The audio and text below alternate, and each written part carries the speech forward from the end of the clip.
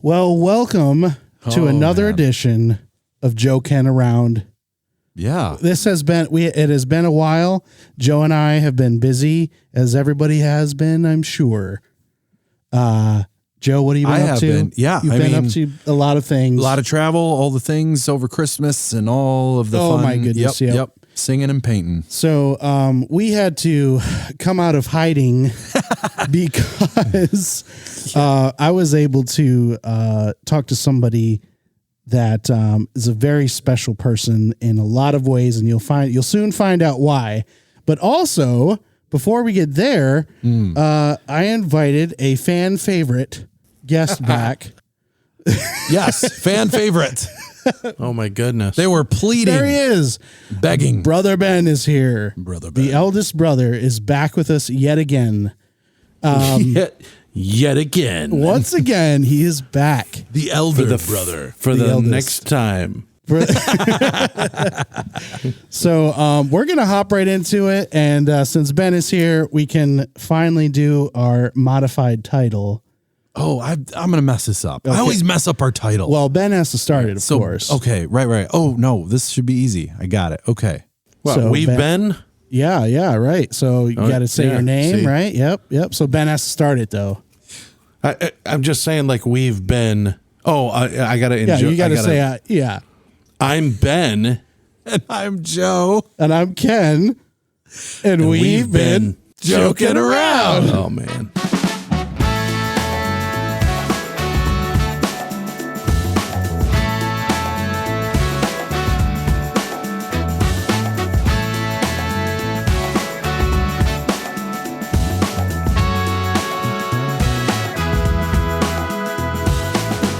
Well, yeah, that was a little rusty, I but was going to say, we are definitely a little here. rusty. I would like to introduce our guest today.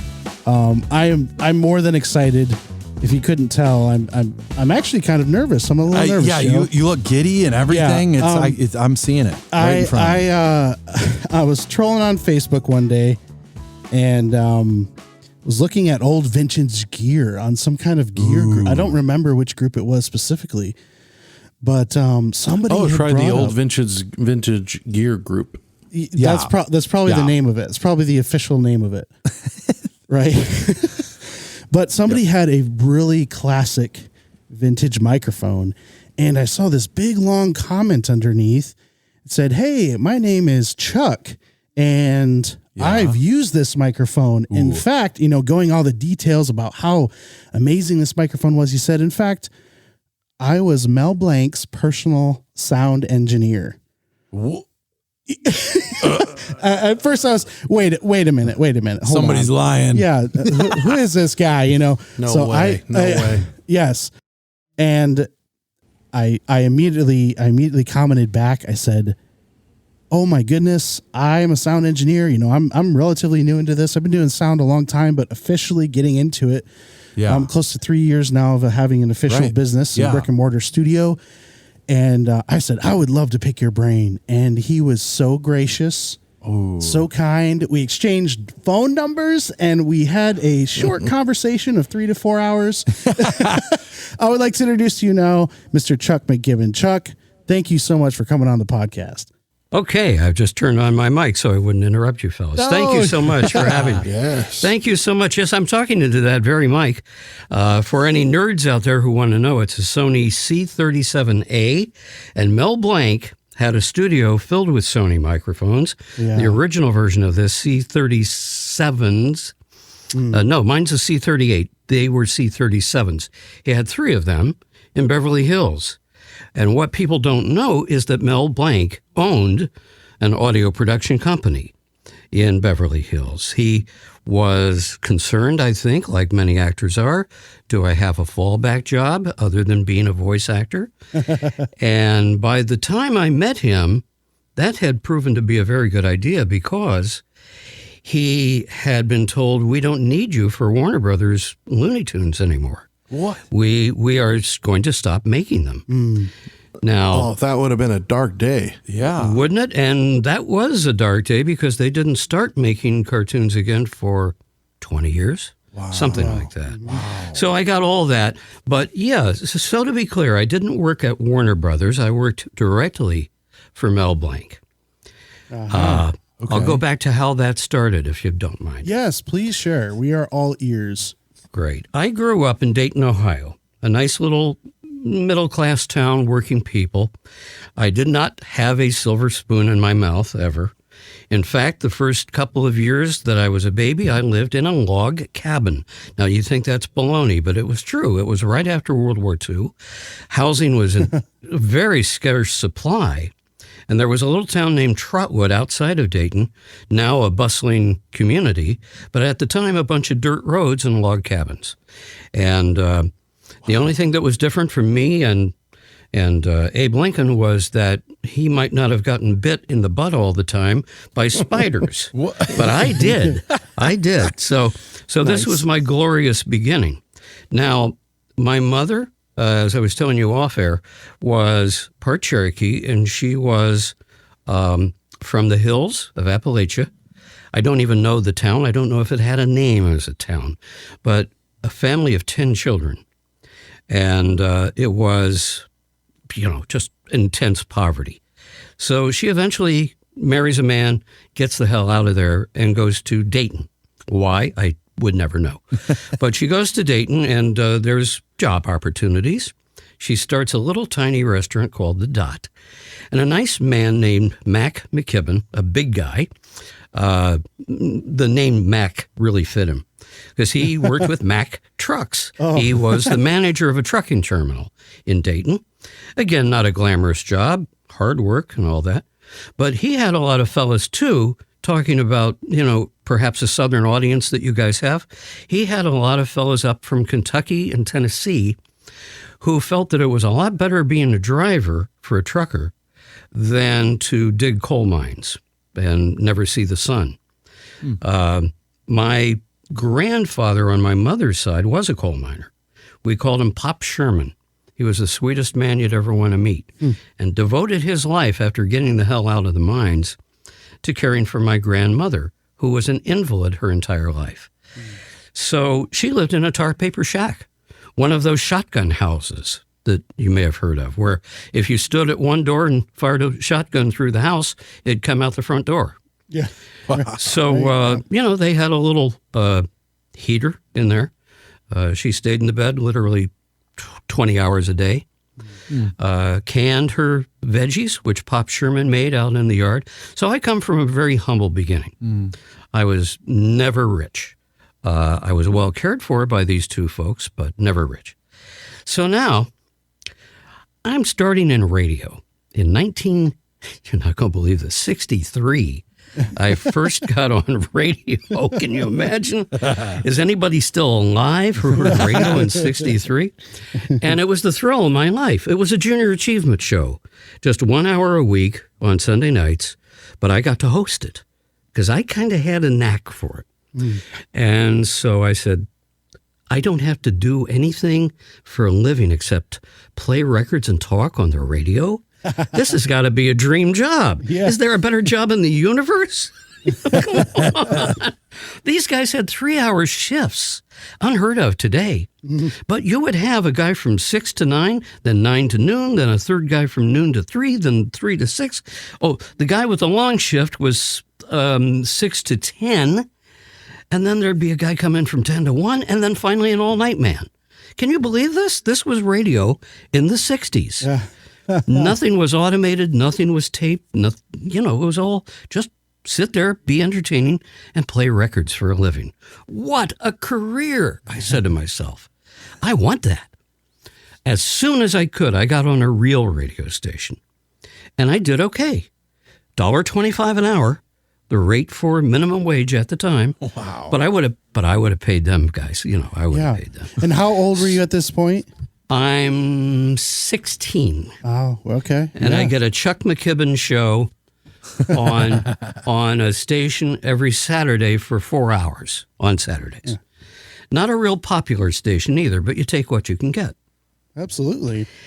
So from there, I get rehired for real this time as a WING lively guy for the Chuck McKibben show on overnights on weekends, 8 hours a shift. So I would start at midnight and go till 8 a.m. My voice was shot by that. Wow. Okay. But 16 hours a week made me literally as many hours on the air as the full-timers. But in just one weekend, right? Until the morning. But I loved it. I got to play lots of music. I got to be a character. I got to clown around and have fun. It's like you caught the bug. Yeah, believe me, anybody who was ever a disc jockey caught a bug that they never wanted to shake off, even as the pay was awful, even as everything, was competitive and everybody thought that this job is so easy, any dope can do it. And they would tell you that, of course, at the station. They'd say, we could hire monkeys to do what you do if we could just train them to turn the turntables on and cue up the records. Right. But today, of course, it's all automated, and they were right. All the disc jockeys are gone now, all the greats, and that's too bad. But hey, that's progress, I guess. But I wanted to get full-time work in a big city. So I took a job out of Broadcasting Magazine, which is no longer published in any form. But in the back, they would have help wanted ads, classifieds, which went, need a midday man in beautiful farming country. Lots of opportunity for hunting and fishing when you're not on the air. Right. In lieu of pay, of course. Go enjoy that hunting and fishing. So I took one of those jobs. This was my first full-time job. And it was in Sturgis, Michigan, a little farm town. Pleasant little town, I'm sure, but I never got to meet anybody there because I was working from midnight to 6 a.m. Oh, the graveyard shift. Yeah. And I mean graveyard because these are farmers. Yeah. These are men who get up real early and go to bed early to take care of their farms. I have, believe me, coming from a family that had farmers in it. My Aunt Dodie and Uncle Marion ran a farm outside of Dayton in Xenia, Ohio. They had little piglets running around in the house. When the pigs got big enough, they slaughtered them because that's the reality of farm life. There's bacon, right? It's breakfast. bacon. Let's go. You used to give them pet names, and now you say, "Hey, Ma, that was good bacon." That's Monday. That's Tuesday. Those are the names. Yes.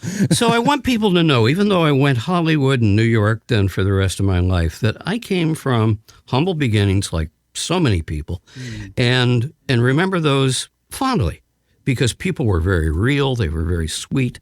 They were kind. They were caring. You can't beat the people, the salt of the earth people of the 1950s. Just the best.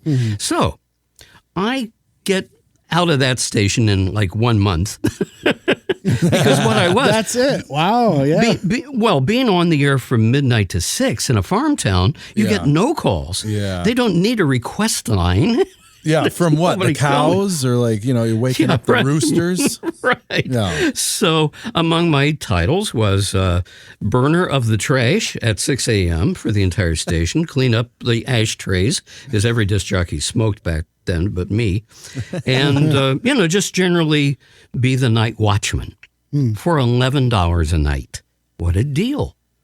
Now, it was a concrete block building in the middle of farmland, and Michigan in the winter is the coldest place, I'm sure, on earth. Correct. Yep. The wind howling. Oh, my God, Ken. Yep, 100%. The wind howling across that desolate land. Oh, my God. I couldn't keep the fire lit. I tried everything. Yeah, no, don't. It's coming. Here it comes. Oh, no. Oh, Sound no. effects provided by Ben Everson. Fire that man. Emotional damage. Bad memories. So I wanted to work in the daytime. So the next job, very soon, was Redcliffe, Kentucky, which is the city part of Fort Knox. And there I at least got to be up during the daytime, got to hobnob with the other disc jockeys who were nice people, and it was a rather more pleasant job, believe me. I think I did 10 a.m. to 3 p.m. Okay, that was more like it. And so I had a more normal life and got to hobnob with nice people and all that. Mm-hmm. But still, I'm ambitious. I'm very ambitious. Finally, I worked my way around in the course of 9 years to getting back to Ohio, this time on a popular FM station in afternoon drive time. But the money is still dreadful. It's $125 a week. And I'm thinking, am I peaking? I mean, I'm in a major city in the Midwest, and I know there's money out there besides this, but it was FM, and that wasn't real big at the time. This is like, the 1970s, or actually 69. Okay. So during this time, before you got into LA, what was your favorite part about those jobs? We know it was desolate and terrible, terrible pay. But you mean there was a favorite part? Yeah. Well, but obviously there was, like Ben said, you caught the bug. Yeah. What was that? Yeah. What drove you further? Into it. That bug is having fans. They give you life. They give you your energy.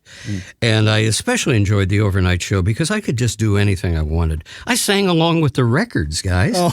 And there were a lot of sing-along type records in the 60s. Uh-huh. And so I would just turn on the mic, kind of half turn it on, and chime in. I was a pretty good singer. In fact, at one time I kind of thought about maybe becoming a teen idol. I wasn't terrible looking, and I thought, well, I've seen guys do this, go on to great success as crooners at the time, like the Frankie Avalon types, those guys. Yep. So, but then I realized that's a really rough life. To survive as a musician of any kind, especially a singer, you're going to be subject to the whims of the public.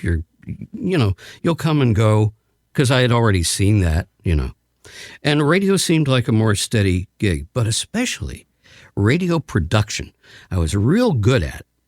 I went for about 1.5 years to college in Cincinnati, where we had a college radio station, and I almost immediately became the production director there, making, recording, and writing commercials, because we were commercially sponsored on the college. That was not approved by the powers that be at the college. They had an FM station that played classical music. And although the kids were allowed to turn on the records, they couldn't speak. They didn't do a show. They didn't announce. Okay. They were just grunts, being literal monkeys running. Being the monkeys who play the records. Right. While the professors were the announcers. Now we're going to hear Tchaikovsky. So it was boring. Nobody listened. And oh no!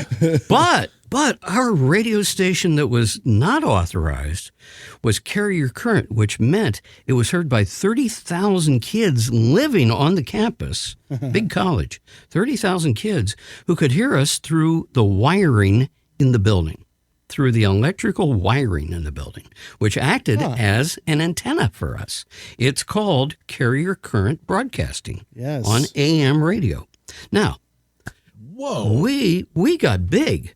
We got so big that the manager of the station went to work for John Lennon as his personal assistant. My goodness. Because Lennon got word of what we were doing and was very impressed and all that. We started a radio network of college radio stations to protest the Vietnam War and kids being dragged off to that to die in a rice field somewhere. And we really were activists against the war, and we were young, full of just, energy and ready to take on the world. Well, okay, that gave me a lot of good practical experience in dealing with clients, writing their commercials and all that. So finally, I said, I don't think the Midwest is going to keep paying off for me. I've sort of peaked. My dream really... That's a lot of emotion, not emotion. That's a lot of just intelligence there. Because you're still a very young guy here, and being able to have that kind of awareness is rare. I think that's very, very special about what makes you who you are and why you've gone where you have gone. Because I was driven. You were driven, but you had that awareness to understand. Hey, there's more. There's more to this. There's more out there. Exactly. I knew it. I listened because I could pick it up in Dayton. I listened a lot to WABC in New York at night. I knew that the fellows there were making $100,000 a year, and they didn't even have to turn on the turntables. There were engineers doing that for them. Yeah. That was a top union station. Everything was thoroughly unionized. There was even a network announcer who would do the station break. I'm not kidding. And I used to imitate him. WABC, AM and FM, New York. How's that? Do I get the job? Yeah, that's great. Run that by us one more time. Let's back that up here. Yeah, do that again. All right. Let's move the record back. There we go. All right. Okay. Thank you. 77 WABC, AM and FM, New York. Yeah, something like that, I like it. I like it. Somebody out there, hire me for that job if it's still out there. Well, I thought this is the softest life ever. Yeah. You make $100,000. You work 3 or 4 hour shifts. It's $50 per 15 minutes on the air. Yeah. $200 an hour. Yeah. Huge amount of money in the 60s. Yeah. Even today, that's not too bad. It still ain't too shabby, you know? Right. Yep. So was I wrong about this career? But I said, it ain't happening in Ohio. There's only Cleveland left to climb any higher. And then it's on to Pittsburgh and then other bigger cities. But, that's going to take me another 10 years. And by then I'll be a middle-aged man. I'll be running out of steam and all that. I said, I got to take care of my needs now. Right. And this is where I tell people it might be a good idea to follow my lead and take a leap of faith. Steve Harvey puts it this way. He says you got to jump. And I know what he means by that. You got to jump tomorrow to something totally different from what you did today, or you're never going to get out of that hole. I jumped. I jumped all the way 2,000 miles from Dayton, Ohio, with nothing waiting for me there, to moving permanently to Southern California to get into some form of broadcasting there. I knew I could be a disc jockey. I was very good, quite frankly. I knew I could be a great production man. I knew I could do television. I had the looks for TV. I could do a lot. I could work at a radio station or a recording studio or a TV station or something in a directly allied field. So I gathered everything I owned in my life, a little 5-inch Sony black and white TV for my entertainment, and I had a beautiful 1965 Plymouth Barracuda hatchback. It had 7 feet of flat cargo space under a huge rear window. This was going to be my rocket ship. Yeah, your house to on LA. wheels. My house on wheels. I was going to live there, not sleeping in a motel ever, because that would eat up some of my cash. Well, my dad had lost his job as a manager of a truck terminal because the owner of the terminal retired, sold the company to a corporation. The corporation ran through the money, had a strike that they had to deal with. They wanted to unionize all the drivers, and the drivers didn't want a union. They were well taken care of by my dad. And so, long story short, he loses his pension. They blow through it. They take all my dad's money. Oh. To my dying day, I will hate the men who robbed my dad of his 30 years of pension. Horrible. Wow. Yeah. So don't tell me about corporate life. Yeah. Not much of a fan of it. Right. But I said, listen, I know corporations are out there paying a lot of money to put entertainment on the air, and it's all made in Hollywood. If New York is the brains of the entertainment world, the product mostly comes from Hollywood.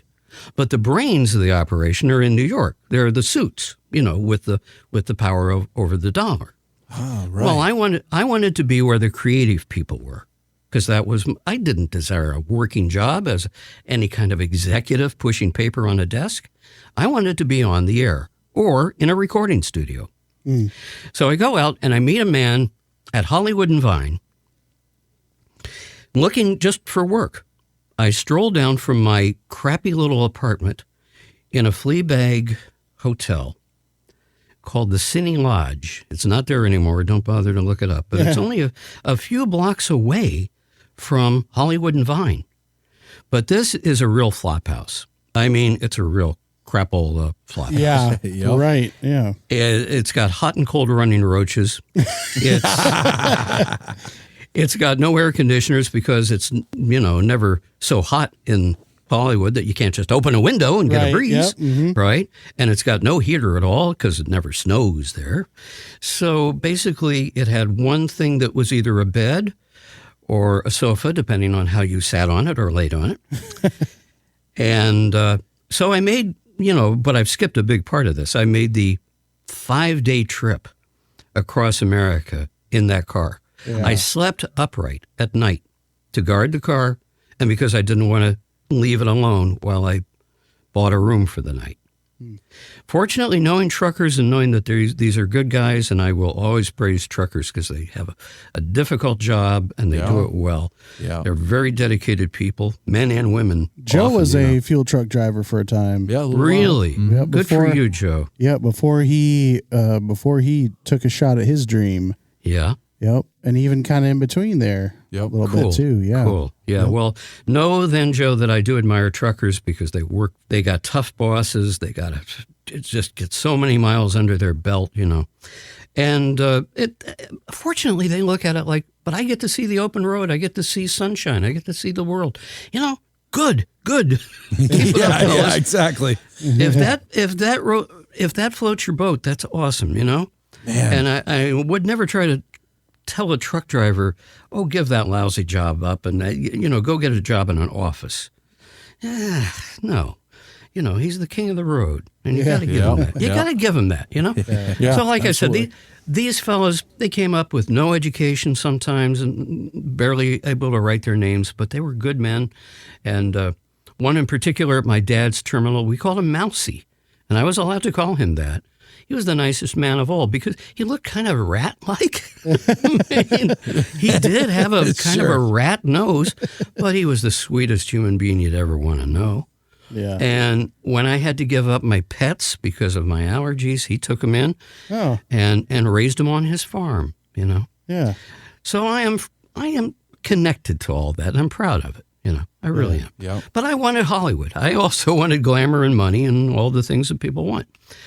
So I'm looking for work. Well, I actually landed a job on Hollywood Boulevard within the first week.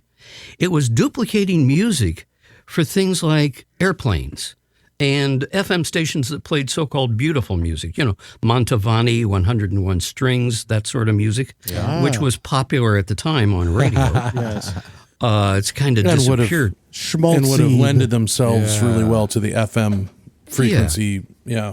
Yeah. Yeah, it did, and there was a common belief among listeners that FM was not allowed to play rock and roll music, It's reserved strictly for, quote, good music. High class, right? Yeah. Yeah, for classy stuff, right? And so anyway, there was a big business at the time competing directly against Muzak. That was our competitor. And so I worked for Altophonic Programming as a production engineer, transferring phonograph records to super high quality tapes. And we had custom made turntables from Sony. We had the best of everything equipment wise. But, it was not a very exciting job, to say the least.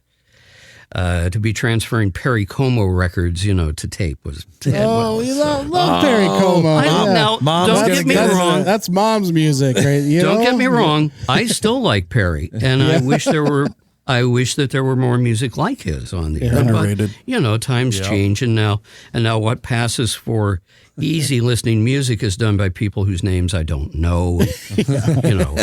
I used to know every song and every artist on the top 40 lists.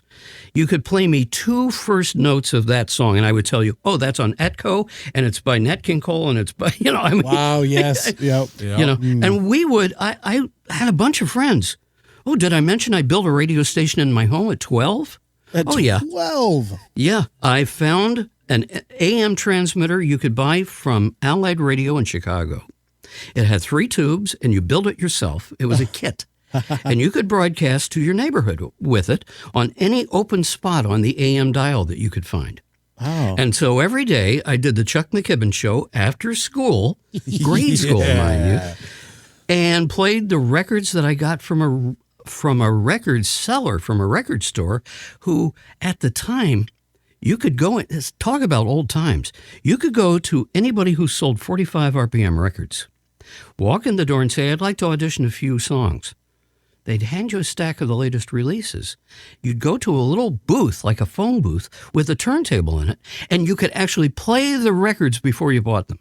Wow. Yeah. Now, this became a thing later. I saw at a mall once that they had now automated this and put it on digital, of course, but that they had listening booths.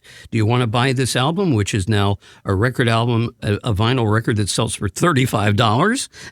Do you want to preview some tracks from it? Yeah. Okay. So before you buy the modern vinyl record, which made a huge comeback, of course, yes, you could go into a store and hear a digital preview of what is on that. What does every track on that album sound like?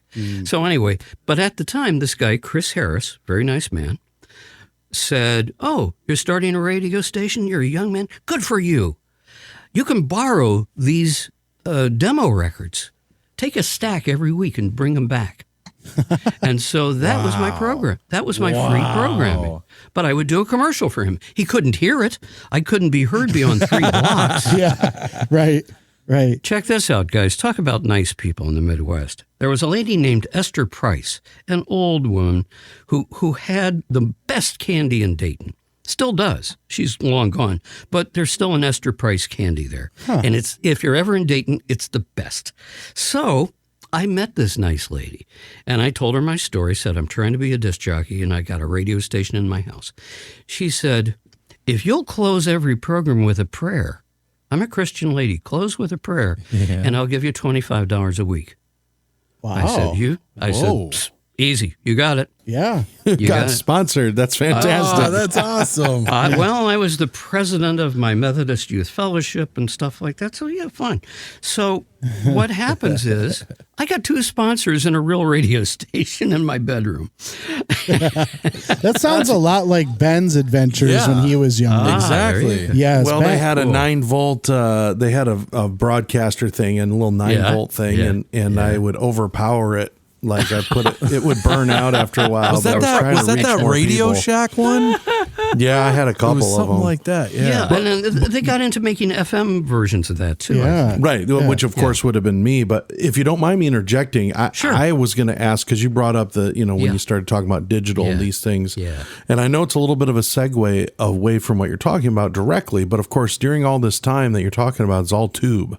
Yeah. And right before we went on the air, or when we started recording, you just started talking about the beauty, the feeling it was to record and to broadcast all through tubes. Yeah, start to finish. Can you take us down that yellow brick road for a little bit? Yeah, sure. Well, there's a thing about tubes that they generate harmonics. They're not pure sound. They generate, I think, what's called a third harmonic. And I'm not a musician, so I can't go much beyond that. But I knew that there was some magic to tubes. Because if a record had been made on tube equipment, on the old Ampex tube type 350 tape recorders, and then, pressed as a vinyl record with no digital anything, but with actual representations of the waves as waves of vinyl, right? And so you're never digitizing anything. You're never breaking it into packets or anything. And now, this goes all the way to your AM radio in your nice modern car of the 1950s, which was all tubes. And an all-tube RCA transmitter was pumping out the wattage. Mm-hmm. It sounded better than FM has ever sounded. Richer, fuller, you didn't miss the highs. Many AM stations, if they had a lot of bandwidth around them, could broadcast in literal high fidelity as far as frequency response. Now, that blows people's minds. Didn't that take up too much bandwidth? Yes, it did. But there was WLW, still there in Cincinnati, a shadow of its great former self, that broadcast for a few years during the war with 500,000 watts. My goodness. 500,000 on the AM band. Well, bounce that off the ionosphere, stratosphere, and you could catch that. It covered the world. It absolutely, with the ionosphere, it covered the world. Yeah, literally. who needs a ham radio? Right. Yeah. And they figured this is a good war effort thing because AM. it was in Mason, Ohio, where the Voice of America antennas were and transmitters. And they were pumping out millions of watts on AM on short wave for the world. So here's the deal. I got to tour WLW's studio, which looked like any radio studio, really. But I got to look at the 500,000 watt transmitter, which, although it was no longer operating, had been built by RCA, GE, and whatever the other, Westinghouse. Okay. By these three industrial giants. It was a combined effort. Water cooled with cooling ponds out in the front, in the grass. Water cooled circuitry. Wow. And the units were big enough a man could walk into it, of course, with the power turned off. But you could actually walk in. But wait a minute. Getting a picture of this. Well, there's a site. If you look up WLW radio online, you will find some enthusiasts, some radio geeks, who have conducted tours. Wow. And I have to do this. Yeah, it's fascinating. If you're a radio kind of nerd and you like to see transmitters, well, there's a transmitters fan site showing the towers owned by the great stations like WSM. Oh, yeah, I'm on it right now. I'm looking at it. Yeah, what, I'm looking this up. And they had this magnificent Blau Knox tower. Only a few of these were made, but they were diamond-shaped. And the letters WLW were in neon, right? You see that? Whoa. Fabulous, right? Now, Joe, did you walk into one of these places with the power on? Is that what happened? Yeah, to that's your how hair? I lost all my hair on top. Is that what happened? Okay. Yeah, just zapped it right off. Okay, that clarifies a lot now. There you go. Oh, these things were dangerous. Believe me, I can't imagine. At 500,000 watts, the radiated power was so strong in the air that light bulbs would stay on in farmhouses. People would pick up the station on their fillings on their teeth. Wait a minute. I'm not exaggerating. Wait a minute. On the filling. Yeah, fillings on their teeth. Now, Lucille Ball claimed that. Yeah. Didn't she? Yeah, she was picking true. up spies and My stuff. goodness. It's absolutely true. And then the Voice of America was right next door there in Mason, Ohio. So what you had was a too powerful station. Well, every competitor screamed bloody murder. You're wiping out our coverage in Dayton and Cincinnati and Columbus. And so it was an experiment, but it failed. And of course, the cost of feeding that monster. Imagine 500 toasters running at once. Yeah, Full blast. And you got the power consumption of a 500,000 watt transmitter, Wow. So basically it didn't work and it was abandoned. But during that time, they were full high fidelity, 20 cycles to 20,000 cycles. So the entire chain from creation, the music that was created, obviously on tubes, and the craved, sound engineers drool when they hear about those tubes and the compressors and how it came in.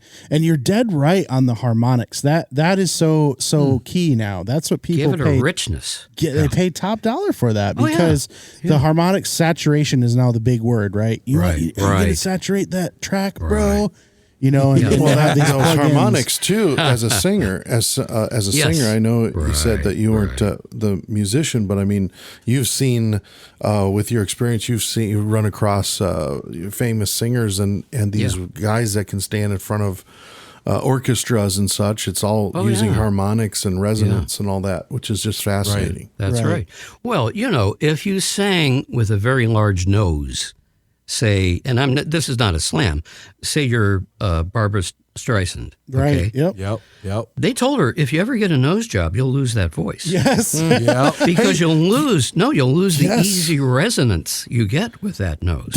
You're absolutely right. And I know I'm talking a lot here, but I was jumping in because I had a vocal issue about 10 years ago where I lost my voice for a while. Yeah. And the otolaryngologist, he said, well, we could do some things up in your nose to help with some stuff, but he said, I don't want to touch it because you're a singer. It will change your sound. Right. Yep. And not that I'm any Barbara Streisand, certainly not, but just that little bit, he was like, I could clean some things up up there, but he said it would change your sound, so I don't want to touch it. Mm-hmm. Yeah. Well, talk about getting off track.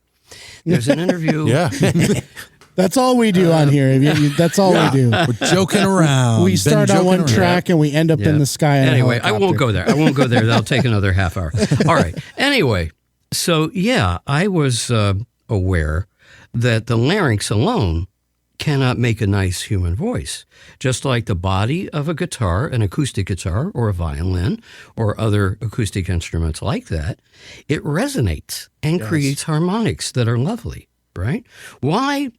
That Stradivarius was just sold for, $30 million, I think? Mm-hmm. Yeah. Crazy. Wow. That's Why? awesome. Because the kind of wood it's made of and the varnish is not replaceable in modern times. Right. And therefore, it is literally priceless. Yes. Though you can put a price on it, but, that sound cannot be duplicated with a modern violin made with modern rather lighter and less dense wood. We know from history that all the best wood was cut down early in this nation's history, all the prime forests, and replaced with quick growing trees. And they're not as good lumber. I have read articles that say if you're building a brand new house and you got the money, get some old timber from the 1700s or 1800s houses or barns. It's the best wood you can buy. Isn't that something? It is. Modern wood is not comparable. Yep. It's just not comparable. Yep. It's lighter.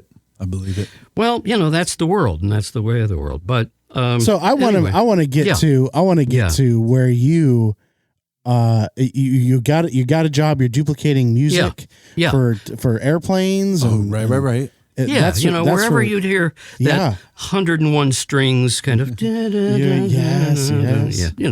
So it's boring. Hey, have you heard about tubes? No, I'm just kidding. Well, they had really good equipment, I must say, and they were very fastidious about making sure that the records were super clean. When I went to the Sony turntable that had been handcrafted by Sony to be a straight tracking turntable. And, I had to tweak the Ampex tape recorder for every single new recording session. Fortunately, I knew what I was doing, about tweaking the highs and all that. So long story short, it's $100 a week. So now I've got an income. And I can actually afford to upgrade from my one room, in the old decrepit rat trap. Roach Hotel. Into on Sycamore Drive, on North Sycamore Street or Drive, I found a nice efficiency apartment that was much more modern, clean, had a little tiny swimming pool in the front yard, all this, and a place to keep my car underneath, now safe and sound. I didn't know until a week ago that just up the street from where I lived was Bob Barker's house. Oh, what? That I could have walked to Bob's house. Come on down. From where I lived. Come on. He had a Mexican style hacienda house, not really overly impressive, and a pleasant place, but not spectacular. And he was convenient to Television City nearby. Mm-hmm. So basically, it's an easy commute for old Bob. And who knew at the time with no internet that Bob Barker lives so close to me that I could walk up to his door, knock on it, and he didn't have any gated house or anything. Yeah. I could have knocked on his door and said, "Hi, Bob. Can I come on down? Or can I come on down?" Or enchiladas? Yeah. Anyway, but that's Hollywood for you. Stars would walk around in Beverly Hills unhampered. Nobody would bother them. They know they're off the clock. They know, look, you perform for a living. You shouldn't expect that person to perform just for you because he's getting lunch in a restaurant. That's rude. Yep. So here's what happened. I know I've been jumping back and forth. I'll start again in Hollywood. I get off at 3. I work 7 to 3 every day. So I got another couple of hours of business time. I'm going to look for an even better job. I got one, but I can do better than this. I didn't come all the way out here 2,000 miles just to duplicate songs. So now I go to the Taft Building, the very heart of Hollywood and Vine, where the first building to be called a skyscraper was built. It is the Taft Building, all of 13 stories high. Mm-hmm. The first skyscraper in all of Los Angeles. They build this, and it instantly becomes the capital of movie making because they need an office for the film studios. Mm-hmm. They need offices for the stars who are big enough to have an office. And that's why Hollywood and Vine is the very heart of Hollywood. Mm. And they used to say from the little theater, the El Capitan, just up the street on Vine, Dick Tufeld used to announce the Hollywood Palace. Now you're going to get another announcer sample. Oh, right. Okay, let me cue. I got to get on my board here. Get it cued. Yep, okay. Are you ready? I guess I'm ready. Yeah. Yep. Here we go. From Hollywood, heart of the entertainment world, we bring you the Hollywood Palace. Thank you. Thank you. That's great. That was one of the great announcers of all time, the voice of the robot on Lost in Space. Oh, yes. Dick? Not Tobor. No, Dick Tufeld was the man's name. You said the robot, though, on Lost in Space. On Lost in Space. Did it have a name? I didn't think so. Tobor wasn't it, was it? I don't know why that's Danger Will Robinson. Danger. Yeah, he's that guy. Okay, yes. So anyway, that was Dick, and I want to be one of those guys. Maybe I can get a gig that way, being a TV announcer, maybe on network TV. I got the pipes. I got the delivery, Yeah. I knew that already. So, I'm not bragging. I'm just saying, what your capabilities are. Right. Yep. Right. If you're smart, you know what you can and can't do. Mm-hmm. So, I go into the Taft Building, 3:15 on one afternoon, and I see the first recording studio listed on the third floor. It's a very old building with marble walls and steps. They got an elevator, but I decided to walk up. And I see Magnasonic Recording, hand-painted on a door, an isinglass door, like a Sam Spade kind of detective. I walk in, and it's a dump. It's a real dump, and I don't see any recording equipment. But there's a fella sitting there behind a desk with his shoes. His holes were very large in his shoes, and he's got a 6-pack of Budweiser on the desk, and he's sipping on a Bud. So he says, very friendly like, "Hey, what can I do for you, young feller?" And I said, "Well, I'm Chuck McKibben. I'm here from Ohio." I give him the story. And he says, "Oh, well, I got a studio that everybody in Hollywood comes to." And I said something like, "Really?" Right, yeah.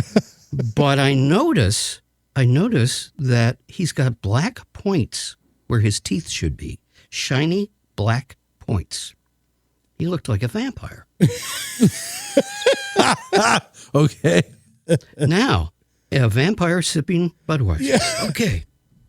He takes me to an adjoining room that doesn't have a door. You got to go outside into the hallway to get into the door of the studio. I walk in, there's tapes laying all over the floor. I hear some cracking of plastic. I think, oops. And there's a little tiny, not separated control room in there. It's got an open door, a couple of tape recorders. They're Ampexes. They're good machines. And what looks like home-built equipment. The walls are not really acoustically treated, but the windows have a whole lot of, looks like thrown-out junk blocking the glass. Pieces of walls, I don't know what kind of material, but he's just got the windows and they're all, blocked off because there's a lot of noise coming up there, from the third floor. So he says, "Well, I do a lot of recording here of commercials for radio." And he starts to rattle off some names of clients. And then he starts to tell me about the stars who work there. I'm impressed, but I cannot believe that this man with the black vampire teeth and the booze on his desk is the guy he claims to be. But here's the mind blower. I look at a black and white 8x10 photo on his wall in the office, and he says, "That's me." at Sun Studios with Elvis. Wow. With Elvis's what do they call it, the Mafia, Yeah. Elvis's Mafia. Well, I don't know these guys on site at the time. They could have been. Oh, there's Carl Perkins. Well, I didn't know what Carl Perkins looked like. There's probably Johnny Cash in there. All these fellas who were the greats at Sun Records. And he says, until I had my accident, I played guitar there. Well, he did have a dreadful accident. I found that out from his mother. He destroyed his upper left arm somehow. And I won't get into the grisly details, but he could no longer use the frets on a guitar. He could not finger the frets. Yeah. So he had to give up guitar, and he became a recording engineer instead. Well, he's making all these claims and also some prophetic statements. He says, you see this 60-ish looking black man? He's going to be a huge star someday. He's going to be in motion pictures and a guest on Johnny Carson. I'm thinking, yeah, right. A bald-headed black man in his 60s I'm trying to guess. Somehow going to become. Who is it, Ben? You try. Oh man, I'm trying I'll to give you a guess. hint. He's known by a jazz title, a jazz word. You ever hear of scat? Oh, yeah. Yeah, exactly. It's Scatman Crothers, who did become a big star. And he did get interviewed by Carson. And he did make motion pictures, including The Shining. I mean, come on. Wow. And he said, someday KHJ radio will go country soon. I said, yeah, right. This is like so ridiculous a statement. In Los Angeles, country wasn't big out there. And this is the #1 top 40 rock and roll radio station in Southern California, KHJ. It was the dominant station in Southern California. Wow. And he's telling me that it's going to go country. Sure The guy enough, with the that's- vampire teeth and all that. Yeah. tells me this, which is ludicrous, but it turns out to be true. Look them up today. They're country. Yeah. So now his mother, he brings me to his home. I'm now his studio bum. I show up every day at 3:30 and I hang out with him for no money, but he's showing me the ropes. Kindest, most generous man ever. One day he says, McKibben, which there's a story behind that, calling me a name. Yes. Okay. If he liked anybody a lot, he gave them a pet name. Get a nickname, yeah. Now I'm yours, like a cat. I belong to you. So I'm right from the start. He never said my name correctly. He just called me from the beginning. Hey, McKibben. All right. I didn't know what it meant, but all right. His mother told me. She was at the house one day, a little rundown shack of a house up Vine Street. Now, you wouldn't believe it as somebody not having seen Hollywood, but you walked up the hill on Vine Street, past the Hollywood Palace on the left and the Capitol Tower on the right, and you come to a bunch of little bungalow houses that are pure crap. They were built when Hollywood was brand new. They were the houses of the workers who built Hollywood. And he's in one of these. It's a dump. It's an absolute dump.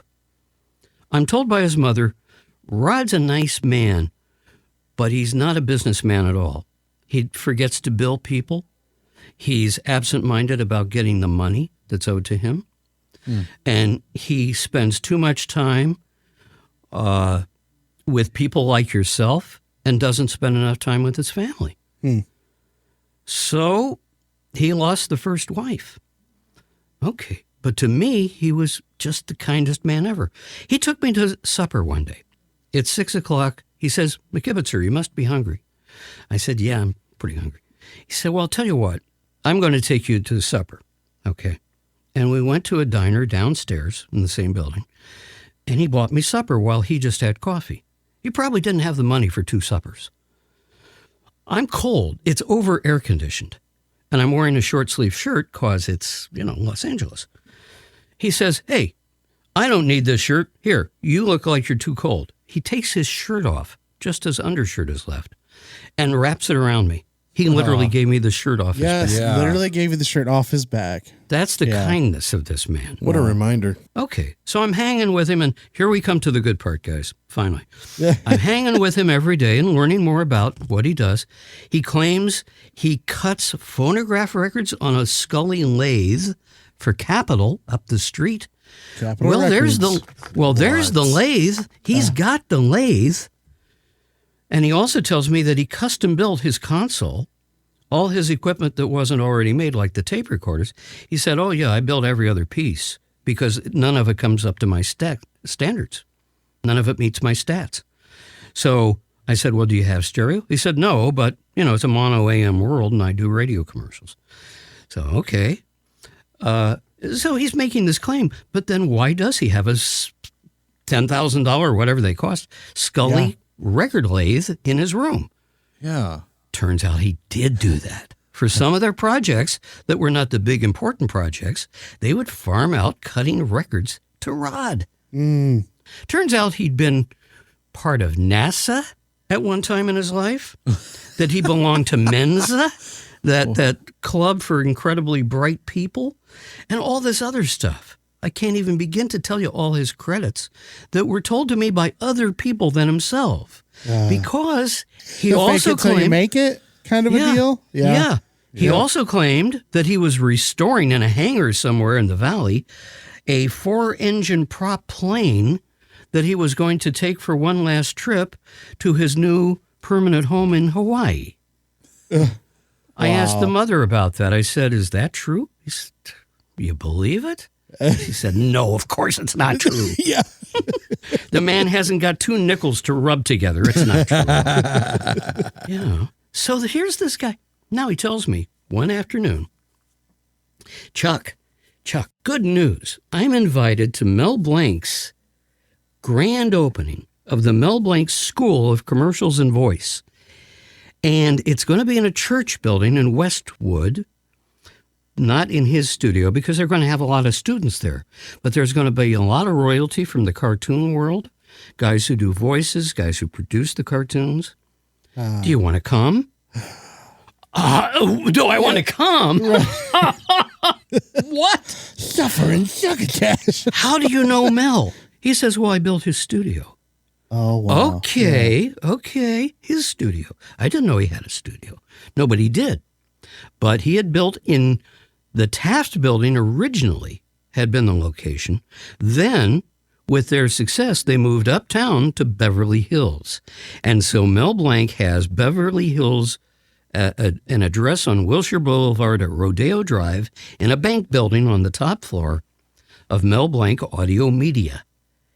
Long disappeared from the internet. You can't find a thing about it.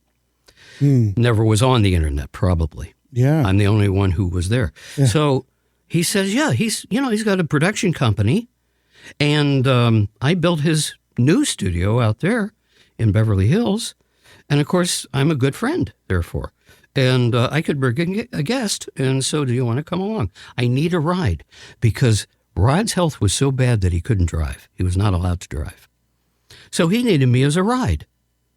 One day he took me I took him out to Malibu to the movie star James Whitmore's house in Malibu, where we were greeted at the front door with, hiya, Rod. Hey, who's your pal there? Have him come in too. You got to put in my stereo, baby. Come on, $50,000 stereo. Wow. And we spent the afternoon putting in a $50,000 stereo for this 1950s movie star.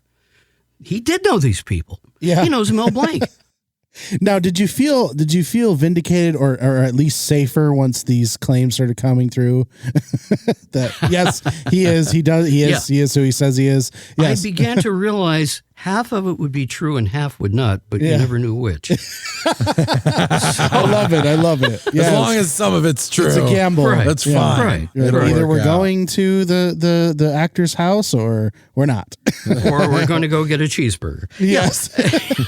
We're going to. Both are fine. He's going to say, hey, let's stop here and get a bite to eat, and never get to the house. Right. So now it isn't, they've rented the classrooms of a church building. Ironic for a Jewish man to rent the classrooms of a Christian church. Right. But he was Jewish. He was from Portland, Oregon, as I would later learn. I didn't know then.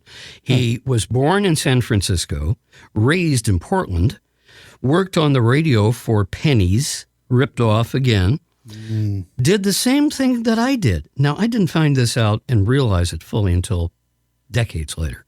But he had done what I did. He left Portland for greater opportunity in Los Angeles. Same thing I did. Only he went 1,000 miles, I went 2,000. If I had known that at the time, I would have really bonded with Mel. I think even more than I did, but Mel was great.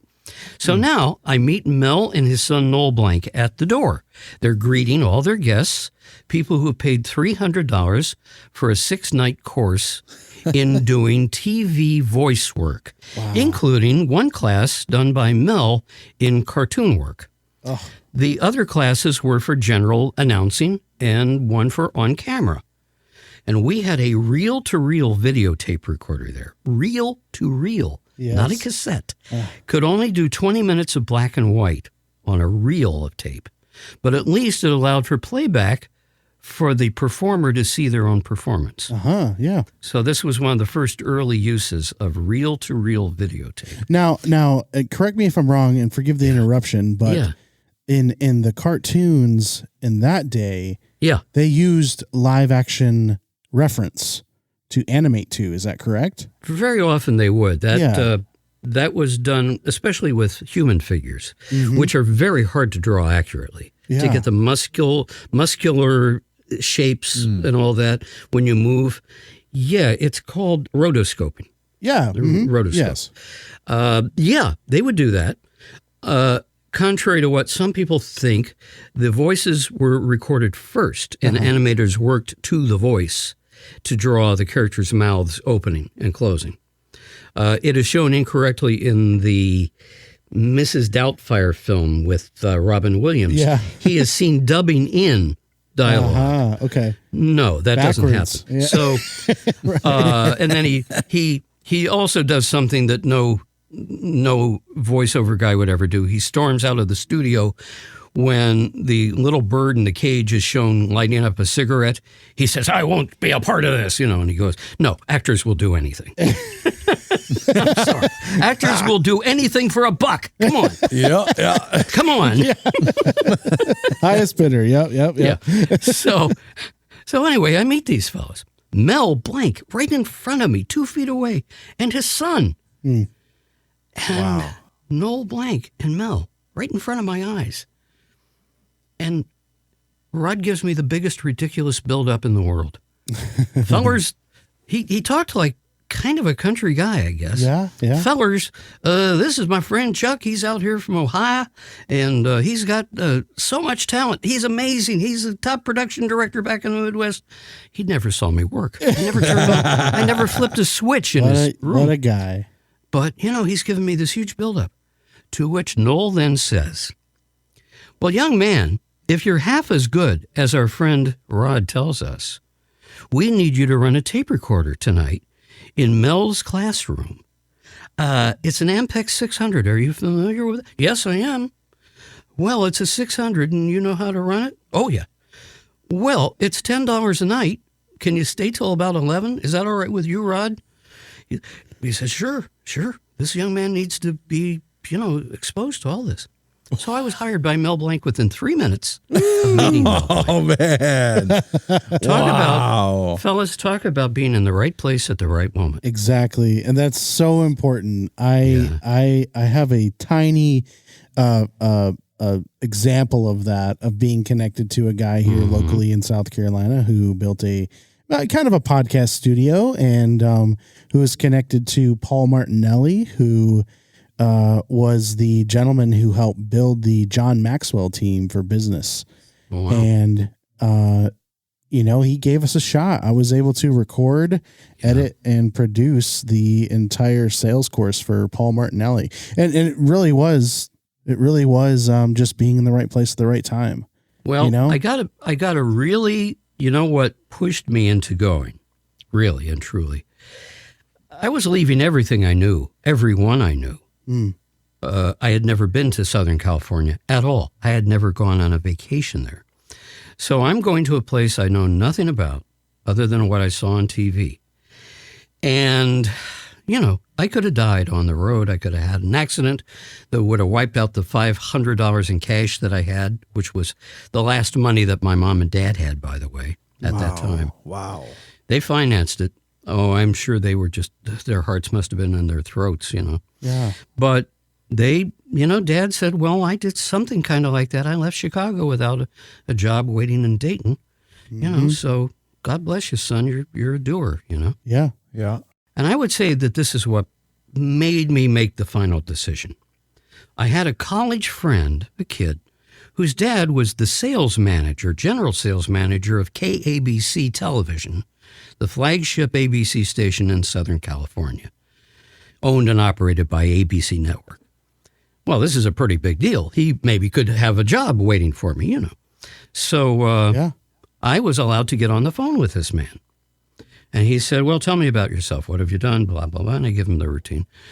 He says, well, I'm sure you have a good resume, but you know what? If you mail that to me, it goes in file 13 because we can't hire anybody from Ohio. You don't have a home here. You don't live here. You don't know if you're going to stay here. There's a lot of negatives to it. It's expensive. Okay, yeah. You may not like Southern California. Many people don't, and they go back. He said that happens a lot. He said this sounds very common. Yeah. People trying it out and yeah. He said if you want to work here, his exact words, if you want to work here, you've got to be here. Wow. True. Truest words ever spoken to me. Nothing ever was truer than that. So I took his advice. I said, he's right. He did the jump. He took the jump. He's right. I took the jump, the Steve Harvey jump. Yeah, I jumped. I knew that I would only improve my lot incrementally in Ohio or on the East Coast even, and that I would never reach New York City and go to work at WABC and succeed and get big ratings. I wasn't that good of a disc jockey. I was okay, but I was a better straight announcer than DJ, and I knew that. So here I am, and now I'm introduced to some real big shots. Here's Hanna-Barbera from Hanna-Barbera, both. Oh, that's so cool. That's so cool. Here are the voice people. Boo-boo. Exactly. Well, here are all the voice people. Here are all that of course, the voice of Dawes Butler, who I did not meet, unfortunately. He didn't come that night because he and Mel were rivals.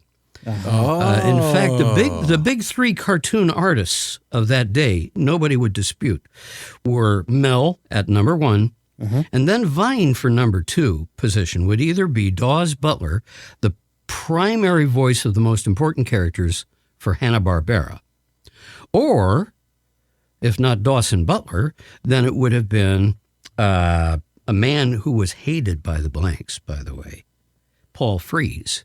Paul Frees, Frees, was, according to them, not a nice man at all. Now, I never met him except one recording session. He was very talented. Don't get me wrong. He was Burgermeister Meisterburger. He was so many characters. He was the voice of the Haunted Mansion at Disney. Okay. Welcome, mere mortals. Oh, okay. I am your host ghost, right? Did he start in vaudeville?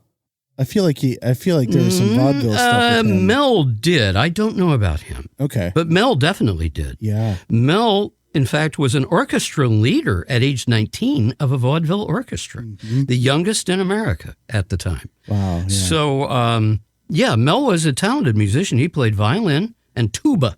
There's a good combo. Yeah. Well, got the whole range covered. And got it covered, man. All the harmonics. Everything from A to B. Yeah. So he was a very good musician, and he did a lot of novelty records for Capitol, which were his to keep the money from. There was a licensing deal I found out there that permitted him to work for anybody else, including Capitol Records, as long as it didn't really infringe on the characters without permission. But what had been done at Capitol was they bought the rights to release novelty songs, funny songs done by Mel, on their label as Warner Brothers projects. But Warner's didn't want to do it. But Warner's didn't want to do it at their studios. And they weren't really equipped to be, per se, a tape recording studio. You know, they had sound stages. By the way, true story, Mel Blanc never worked in a voice booth until his own studio. He stood on a sound stage. Yeah. They had these big barns there, which could be interconnected easily. There were patch bays where you could record audio on one sound stage from a different stage. So he might be on a Western set at the bar, reading. That's awesome. Yeah, reading his copy. I'm not kidding. This is not made up. I once asked him, what kind of booth did you have at Warner Brothers? Could I ever go visit it and see it? He said, no, there's no booth. Yeah. I stood on the stage. Whatever one was open, I'd be assigned to. Go to stage 8. That's why when you listen to you hear I'm going to jump ahead of you. I'm going to say that's why you hear that reverberation in the room. That wonderful richness, which I could never duplicate. Yeah. I was never able to get that sound in a booth. A 12 by 14 foot booth. Yeah. Wow. With carpeting and sound absorbers on the walls. It's not the same as a big sound stage. Yeah. So, he could let it rip. Yeah. So would this be a legitimate memory? I'm pretty sure I've seen, for instance, like, the "What's Up, Doc" kind of moment, and trying out all the different vegetables, that kind of thing. And when they're showing that, he's not like in some fancy booth. He's kind of just messing around, but it's probably legit. Like that's it. Right. Yeah. So what would happen? And of course, he doesn't need to see anything. He doesn't need to see what they've drawn because they haven't drawn it yet. Right. So he's just working from a script with a director in the room. No glass between them at all. And he's at an RCA ribbon microphone in those days, the KU3A. I got it somewhere in there. It was only 600 of these were made, and they were all made for Hollywood. Yes. They're big, huge. They're 15 pounds, these microphones. They're all iron. And they would hang them on a boom to pick up the sound of movies. Every TV show used them too. The Honeymooners. From The Honeymooners to Superman. There are photos of the KU3A hanging overhead. Either that or a Westrex Western Electric microphone called the birdcage, colloquially, because it looked like a birdcage. And it was a combination ribbon and dynamic mic. So it had the best of both coming out. These were the only two mics used in Hollywood for decades. Once they started doing this. I mean, there was the 77DX, which was radio and TV through the 50s and 60s. Every studio had 77s without exception. And that contributed to the richness of your voice on the air too, of course. It's a flapping ribbon of corrugated aluminum in a big iron hole, the center hole of a big iron permanent magnet. Right. And generating electricity enough that it could be amplified by tube amplifiers, not really by modern amps at all, but by tube amps. They had plenty of juice to kick up that voltage and make it sound big. Yeah, I think those were polydirectional, weren't they? They could be adjusted for any direction you want. Yeah. Yes. Yeah. From total omni to figure 8, which is sort of the natural alignment of a ribbon. Right. That it's sensitive on both front and back, but not the sides, to being one of the few ribbon mics that was purely directional with actually just a little flap, a little metal shutter on the inside. Nothing electronic at all. It just blocked the sound from coming from the other side. That's all. Yeah. It's stupidly simple, right? Yep. Wow. A man named Olson developed these, and my microphones, I once had 4 of those as a collection. I had 4 RCA 77DXs, and I still have a 77B1, which is the most beautiful of them all, from 1937. Wow. And I did like my voice on those RCA mics, I got to tell you. And then running through tubes. Guys, it's no blasphemy to say I thought I sounded like God on the radio. I really did. WING 1410, Chuck McKibben here. Yes. See, I finally got back that sound with this mic and my processing. I had been searching my entire lifetime to find that sound again. But this was my sound. Chuck McKibben with you on WING 1410. We're going till 6 a.m., so stay with us. That was me. Yeah. And, and then we had the reverb on that, too. Out at the transmitter, they had a reverb unit. So it sounded like WABC in New York, which had reverb on the voices. And that meant you sound like you're in the biggest studio in the world. You're on top of a mountain. You're Moses on the mountaintop. Charlton Heston. Yes. Let my people go. Yes. Yeah. And you think, well, yeah, how did he sound that way, that big in the 10 Commandments? Ribbon mics. Ribbon microphones. It's a magnet with a ribbon in it. It's so simple. And all of Hollywood was that until just very recently in the history of Hollywood and making movies and TV. It's only recently that the shotgun mic got used and all that, but basically all the great movie soundtracks. The reason why they sounded so grand in the theater was because they were made with this marvelous, forgotten equipment that just cannot be duplicated with modern electronics. It just can't. No more than a guitar player, and I don't play. I'm not a player. But I know that you can't buy a digital guitar amp that sounds anything like a tube amp. Oh, right. No matter what they claim, right? You're not going to get that Fender sound from some little thing, that's got nothing but transistor circuits. All they're trying to do now is duplicate what was before. What was. Right. And it's never done quite as well. Right. Never quite as well. So, yeah, when you talk about tooling around in an old used car in the 1950s and 60s in Dayton with the radio blasting top 40 hits, I still remember the day that I rode through downtown Cincinnati with Wilson Pickett singing Land of a Thousand Dances. And I had that radio so loud, I'm surprised I didn't get arrested. 1, 2, 3, boom! It was majestic. Guys, this was rock and roll at its best. I did like the music. I did love the music that I was playing.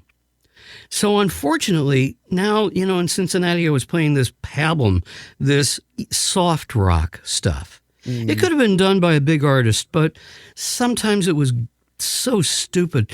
I'll tell you a record. Now, this is a forgotten hit. There was a guy who had 2 hits. His name was Oliver.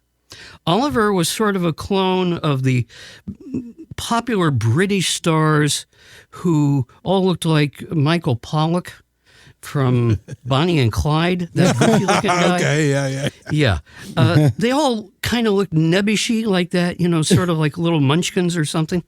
And so this cute little kid called Oliver does a song from the musical Hair, which was a big deal in the day because it was like contemporary musical, right? Owes nothing to Rodgers and Hammerstein. So there was a song in there called Good Morning Sunshine. You got to look this up online because its lyrics include glibby glop gloopy nibby not nooby la la la la la. Glibby glop gloopy? No, seriously. Glop gloopy. Yeah, it's in there. It's in the lyrics of the song. Wow. All right. Good morning, starshine. You twinkle above, we twinkle below you, and we love you so much. Oh. Beautiful. Gloopy, nibby, nabby, noopy, la la la lo lo. Yeah. These are the actual lyrics. Yes, actual lyrics of a stupid song. So I had to play this junk. And I played nothing but record. I mean, I was mostly just playing records. I did very little talking on my show. Somehow I doubled the ratings, and they made me the manager of the station for another $10.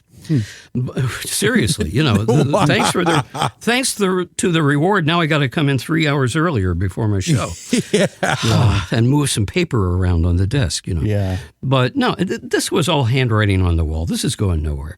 They reward you with $10 more a week for now being the manager of the station. Right. Oh, great. Thanks a lot. Yeah. Thanks a lot for the headaches. I used to just come in 5 minutes before noon, grab a record, cue it up. Right. Now I got to come in at 9 a.m. Yeah. So, you know, and they kept telling me, oh, the money is all in sales and radio. Go into sales. I didn't want that. I'm not a salesman. I'm an entertainer. That's I a like totally using different my voice. thing. Yeah. Of course it is. No disc jockey ever said, boy, I hope I can get into management here. None. You're right. So basically now, though, I'm in the studio of a real radio guy, because that was Mel. Mel told me one day, I like radio much better than making cartoons. True story. He said their theater of the mind reigned. Radio, you could be any character.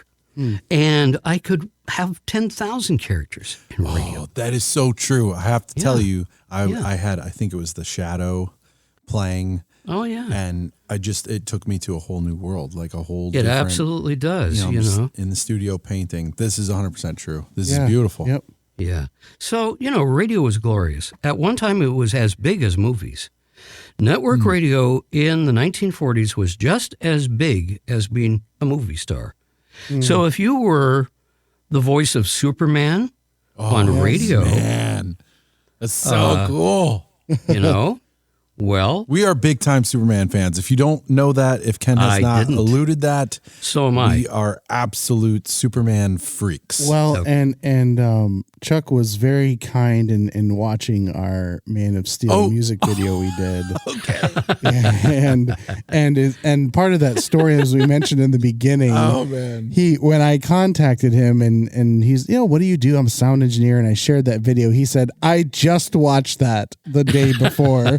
Yes, I did. No way. Yes, Yeah. somehow it got to him. But yes, So- I mean, you go all the way back to Kirk Allen. We grew up on that. We grew up on Souls. Cool. Like we Sure. loved, know, when he flew, he turned into a cartoon. Oh man, but the Yes, cereals right, I remember That's and right. Yep. Sure. Great stuff. Adam, Great stuff. the Adam Man. Atom Man. Yes, yes. We love that. Will We love Superman get free? And all the.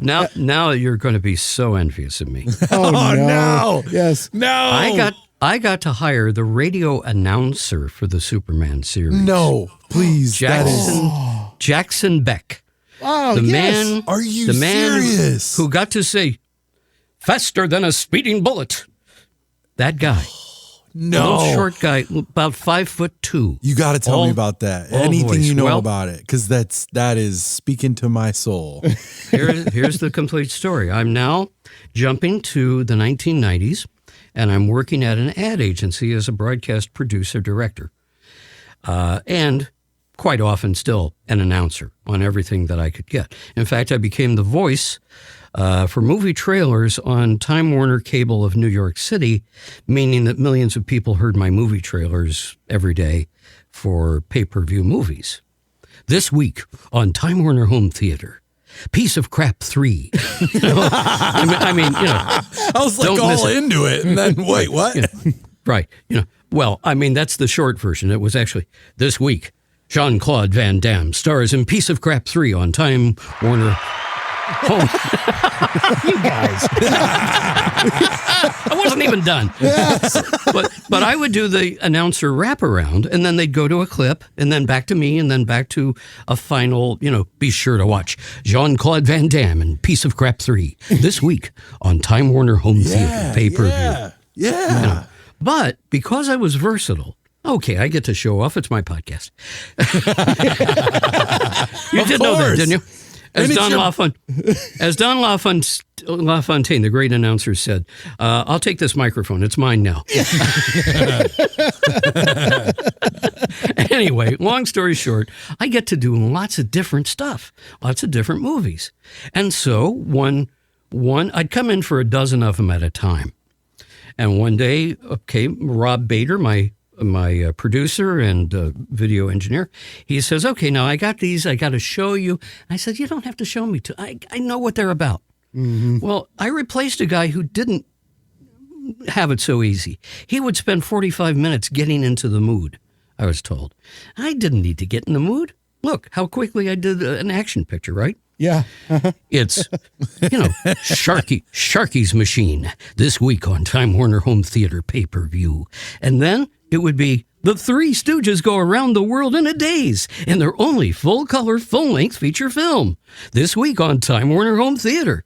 Or in Elizabethan, take two. In Elizabethan England, there was a time for sense and sensibility. This week on Time Warner Home Theater. Yeah. Bravo, man! Bravo! I could do it, and I could do it just that easily. And kind of, I had something in common with the great Don LaFontaine, who I was in touch with all the time. Wow. By the way, cool man, such a sweetheart, such a kind man. But in that, I could usually nail it on take two. Usually, it would just be a matter of trimming the timing a little bit. And I've got that built-in clock that says shave half a second off of that. Yeah. So I was really good doing 60-second radio commercials to 59.5, stuff like that. Useless to me in any other way today. You learn all these things that don't matter at all later in your life. But yeah, I did. You have to tell me more about that. Okay. I'm sorry. I got off at him.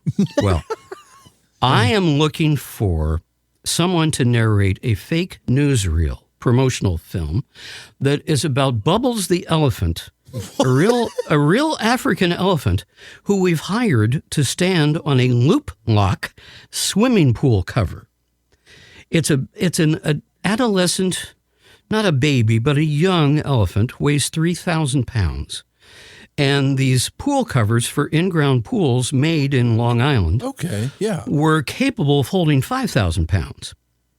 So to demonstrate their strength, it was my concept, entirely because I was a producer there, it was my concept to hire Bubbles, bring her up from Tennessee with her trainer in a trailer, and have her walk into a Long Island backyard covered with a loop lock pool cover.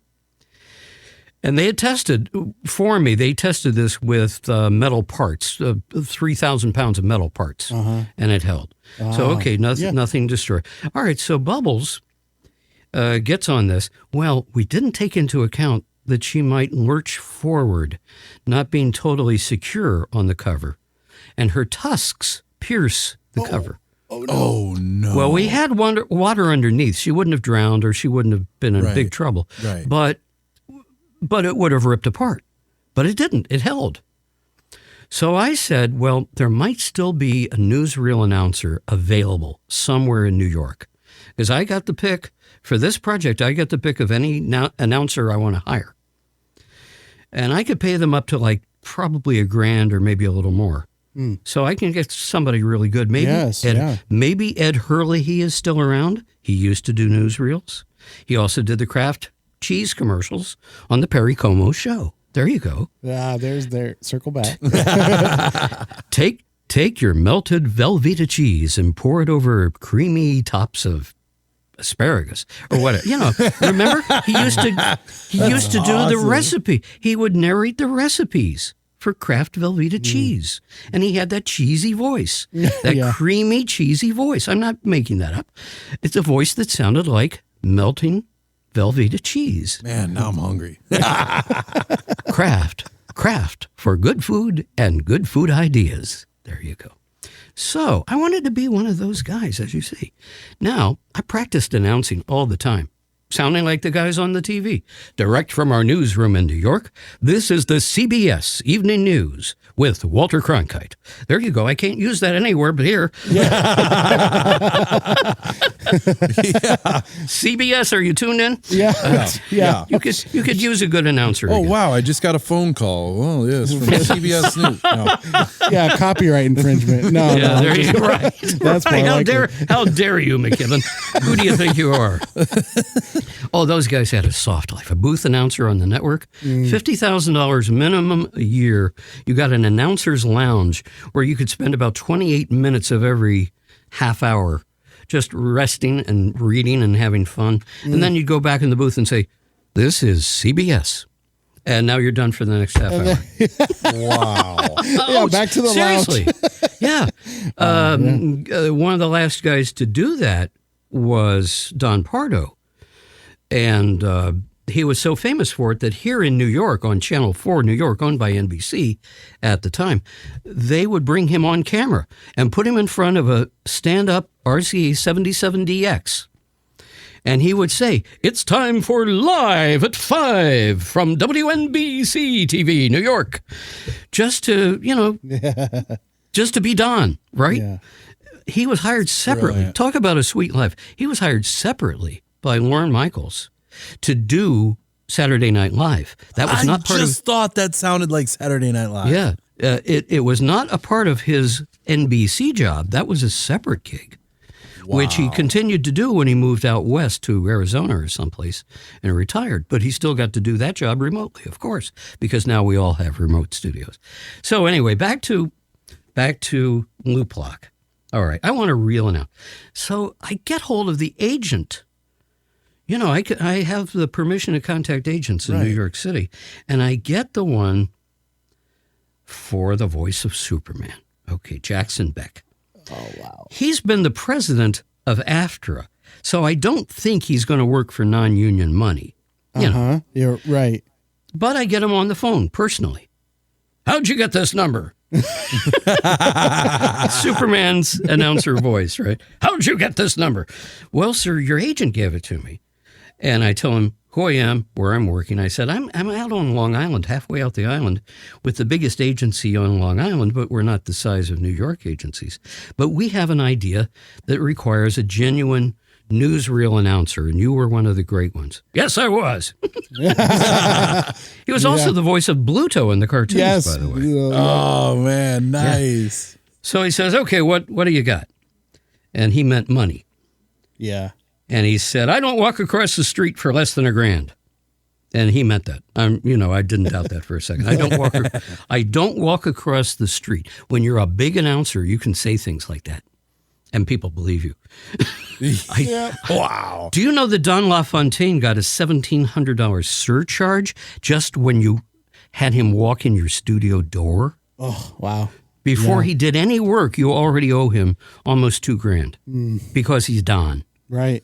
And he can do that because he's in so much demand, nobody can afford to pay him enough. So he just makes it up by charging you a lot more. Yeah. Double scale, and a $1,700 surcharge if they turn you away and say, "We're not really ready for you, Don, come back." Wow. Which didn't happen often, but it does happen once in a while. It'd make people think twice about doing that, that's for sure. Yeah. Yep. So I level with him. I say, "Sir, I got only about $1,000 max." He said, "Well, where are you anyway?" I said, "I'm in Melville, Long Island." "Melville? Why didn't you tell me? I raised my kids in Melville." No. He'd been a suburbanite. Yeah. He said, "I'll do it for $800. But you got to record me at North American Video, which is right in Midtown, right next to the bus station on 42nd Street.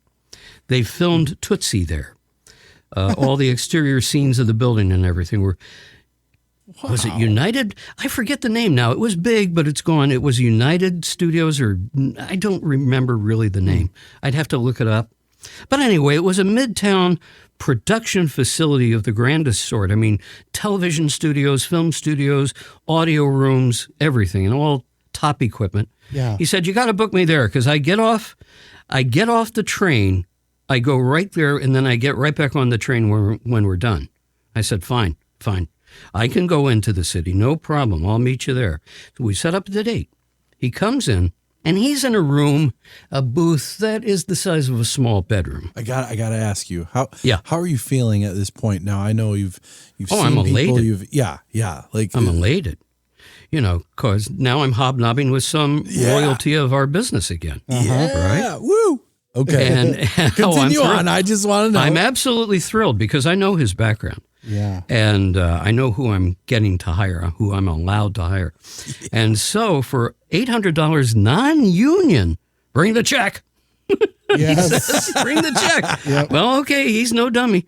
No promises, no bring a good check. So he goes on the mic, a Neumann U87. Huh. Typical, yeah.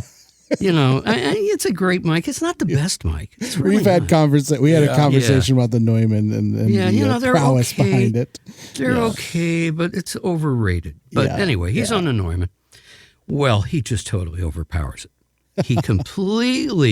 He's blowing out the room. Oh, His voice was huge. And he jokes around about being the voice of Superman. He says, I'll do this for your client. You want me? He says, what's your client's name? I got to make up one. I don't remember, but call it Joe Blow. Yeah. Look, up in the sky. It's a bird. It's a plane. It's Joe Doe with a loop lock safety pool cover. I recorded that with him, made a cassette of it, and played it for the client, who was thrilled out of his mind. Oh, Here's the voice of Superman using your name, okay? Yeah. So I'm surprised he didn't want to come into the city, in fact, but I guess he's just too busy making pool covers. So he needs to hit this in 30 seconds. We've got a pre-cut video that he's reading to. He doesn't have to really sync with it, but we've got video already with titles laid in and everything, right, yeah. like an old-fashioned newsreel. I have had my art department do newsreel titles, and I found a track, of old-timey newsreel music and all that. Yeah. Which I post-produced in my own studio back in my house. But I took the reel-to-reel tape, of him back there, print through like crazy. This guy's voice was so huge, guys. It was print through is when the sound is so loud, it goes to the next layer of tape and maybe even a third layer of tape, impressing the iron oxide particles with that pattern that the voice created initially. Yeah. Which is why you'd store tapes backwards, wound to the take-up reel. You don't rewind them to store them, because then print-through sounds like echo instead of pre-echo. Yeah. Because if you've got print-through before the sound actually comes on, it's weird. But they use that in a rock song, Whole Lotta Love. You hear, way down, way down. You hear that before he sings it. Yeah. And it's like an echo, but backwards. Well, they used print-through for that. Anyway, I'm way off topic. Wow. So print-through aplenty. I said, young man, I'm an audio engineer. I'm not just your producer here today. I'm an audio engineer. And if you don't want to run those controls right, I'll take over. Yeah. I said, and I'll tell your boss that I had to take over because you're doing. Yeah. Well, and that is so important, because when you have, I could just connect with that. When you have somebody that's there, the check's been, they have their time there. Yeah. There is no time for screwing around. You got to get that. I got him for 1 hour. Yep. It's got to come out there perfect. And I got to go home with that. Yeah. So now, I don't care. You're working for me, kid. You're working for me. Yeah, you wrote the check, right? Like, you should. And your boss will be busy firing you if I complain to him about you. You know that. Right. Okay, because this is my money that I'm spending. Yeah.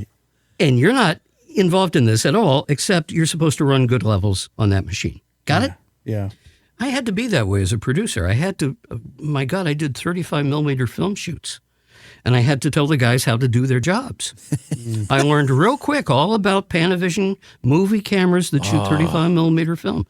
I did that 3 or 4 times for Cadillac. I've been places, done things. I mean, I don't like to brag. I don't want people to think I'm arrogant, but I've done a lot of big time stuff. Yeah. Shooting for Cadillac in New York City is kind of a big deal. Right. And this is all after LA, correct? Yeah, all after LA. So you've already done the talk about the people that you worked with in LA. I know. Oh, my delight. Yeah, let our listeners here kind of, you know what? You're allowed to do this. And by the way, it's your birthday. Yes. So I we can't get believe you didn't mention that. Yeah, you can't get out of here without bragging a little bit. He literally took time out of his day on birthday. So happy birthday. Delighted. Give us some name drops. Give us some fun moments. Sure, I will. Hit some highlights. We got to hear them. All right. We had a wonderful staff at the studio. And it was only a couple of months, only a few visits to the Mel Blanc school in that school building over maybe 2 months, maybe. So that's like 8 visits, because it was only once a week, that they offered me a job as assistant production engineer, manager really, at the studio in Beverly Hills. Well, of course, I was thrilled. Now, my pay doubles and all that, and go to work in Beverly Hills, driving there on Sunset Boulevard every day from Hollywood. Gee. Man, oh man, I couldn't, sometimes I would just pinch myself and say, is this all a dream? Right. I'm serious. I couldn't believe I'd made it from Hollywood to Hollywood all the way from Dayton, and thinking I'm going to die a lonely disc jockey, too old to spin the records and connect with the audience anymore. Playing records to corn in Michigan. Yeah, playing records for the cornfield. So I ought to title my book that, Playing Records for the Cornfield. Yes, yeah. Oh, I like it. It comes with a soundtrack, and it goes. Oh, don't get me started about working at a farmhouse radio station, 250-watt station in Xenia, Ohio, where it was a farmhouse, literally, and not soundproofed, and they had a working farm. How are you gonna? Wow. Okay. Yeah, I would do It's immersive. It's very immersive. I did. Immersive. You mean that in many ways, I think. Yeah. I did a 15-minute broadcast starting at 5 a.m. of the latest news, Saturday and Sunday mornings. And it was a rip and read newscast. There would be miles of paper in a back room. It was like an add-on to the old farmhouse. A uninsulated and cold back room. On a winter day, I would go back there and rip off just enough news to cover about 15 minutes, no time to really rehearse it. And I'd go on the air. Good morning, everyone. This is WGIC 1500 on your AM dial. The Green Information Center, serving all of Xenia and surrounding communities. And here's what's happened overnight while you were sleeping. Imagine I still remember that. I was 17. Wow. And then I'd play the Sunday soundtrack was, again, bland music from movies, like the movie albums, the cuts you never heard, even though you saw the movie, but it's not the main title cut. It's like, some incidental music in there. Breakfast at Tiffany's would be typical, or Sunday in New York, or albums like that. Well, it was pleasant but dull. And, again, I made for an hour's work $1.25. So if I did a half-hour newscast, it meant I worked for half of $1.25. Wow. Yeah. When you start to break it down like that, it gets really pathetic, But anyway, well, in your book, which by the way he has a book that you can purchase. It is titled Mel Blanc, the voice of Bugs Bunny, and me inside the studio with Hollywood's man of 1,000 voices. Nice. The first thing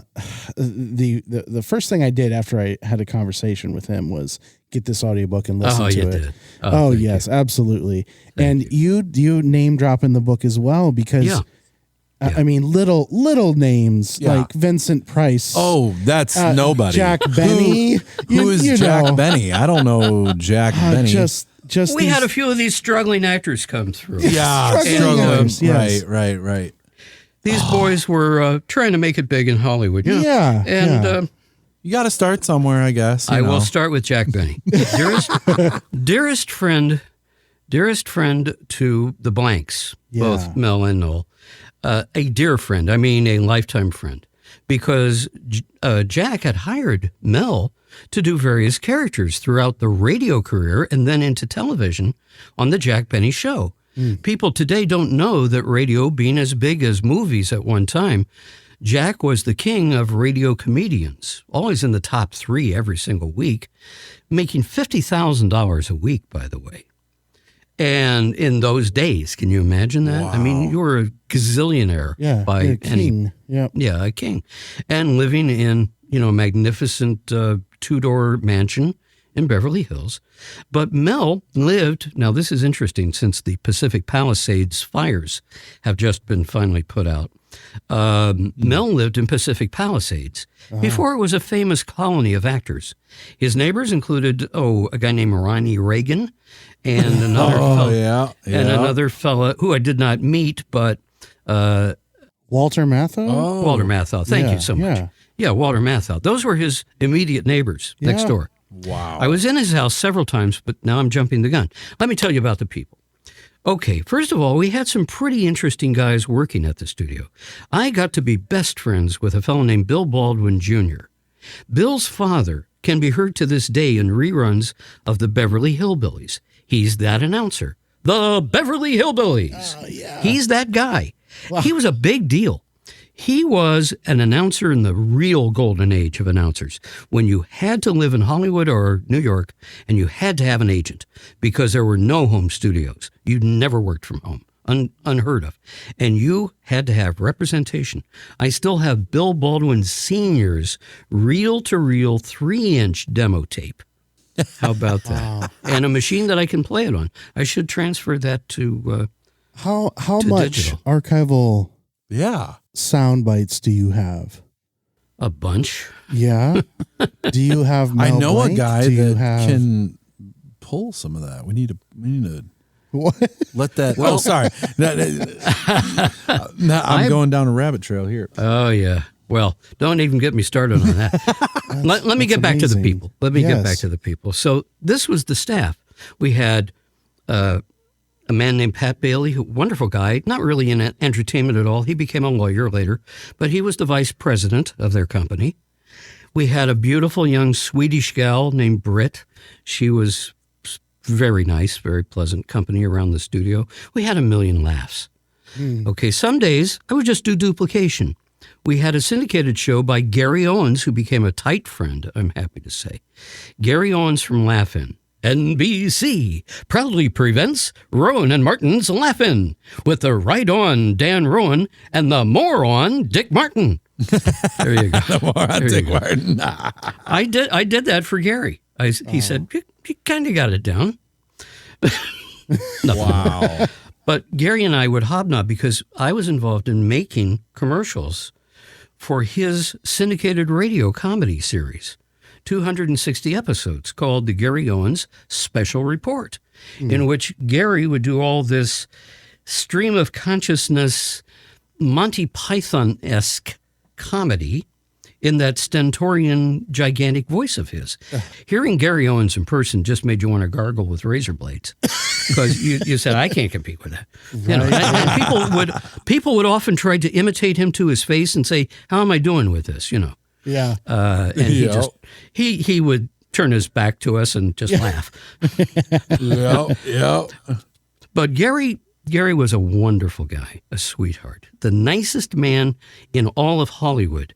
And that's saying something because another guy with that title was Jack Benny. Yeah. Okay. So we had a wonderful camaraderie at the studio, including the man who showed me the ropes there, who was the manager and personal recording engineer before I was. We became pals, and he just showed me everything I could learn about it. So I walked into the job never testing for it. I didn't test for it at all. They didn't put me into any kind of a trial situation whatsoever. It was like, you're hired. You're the guy. Because they liked what I did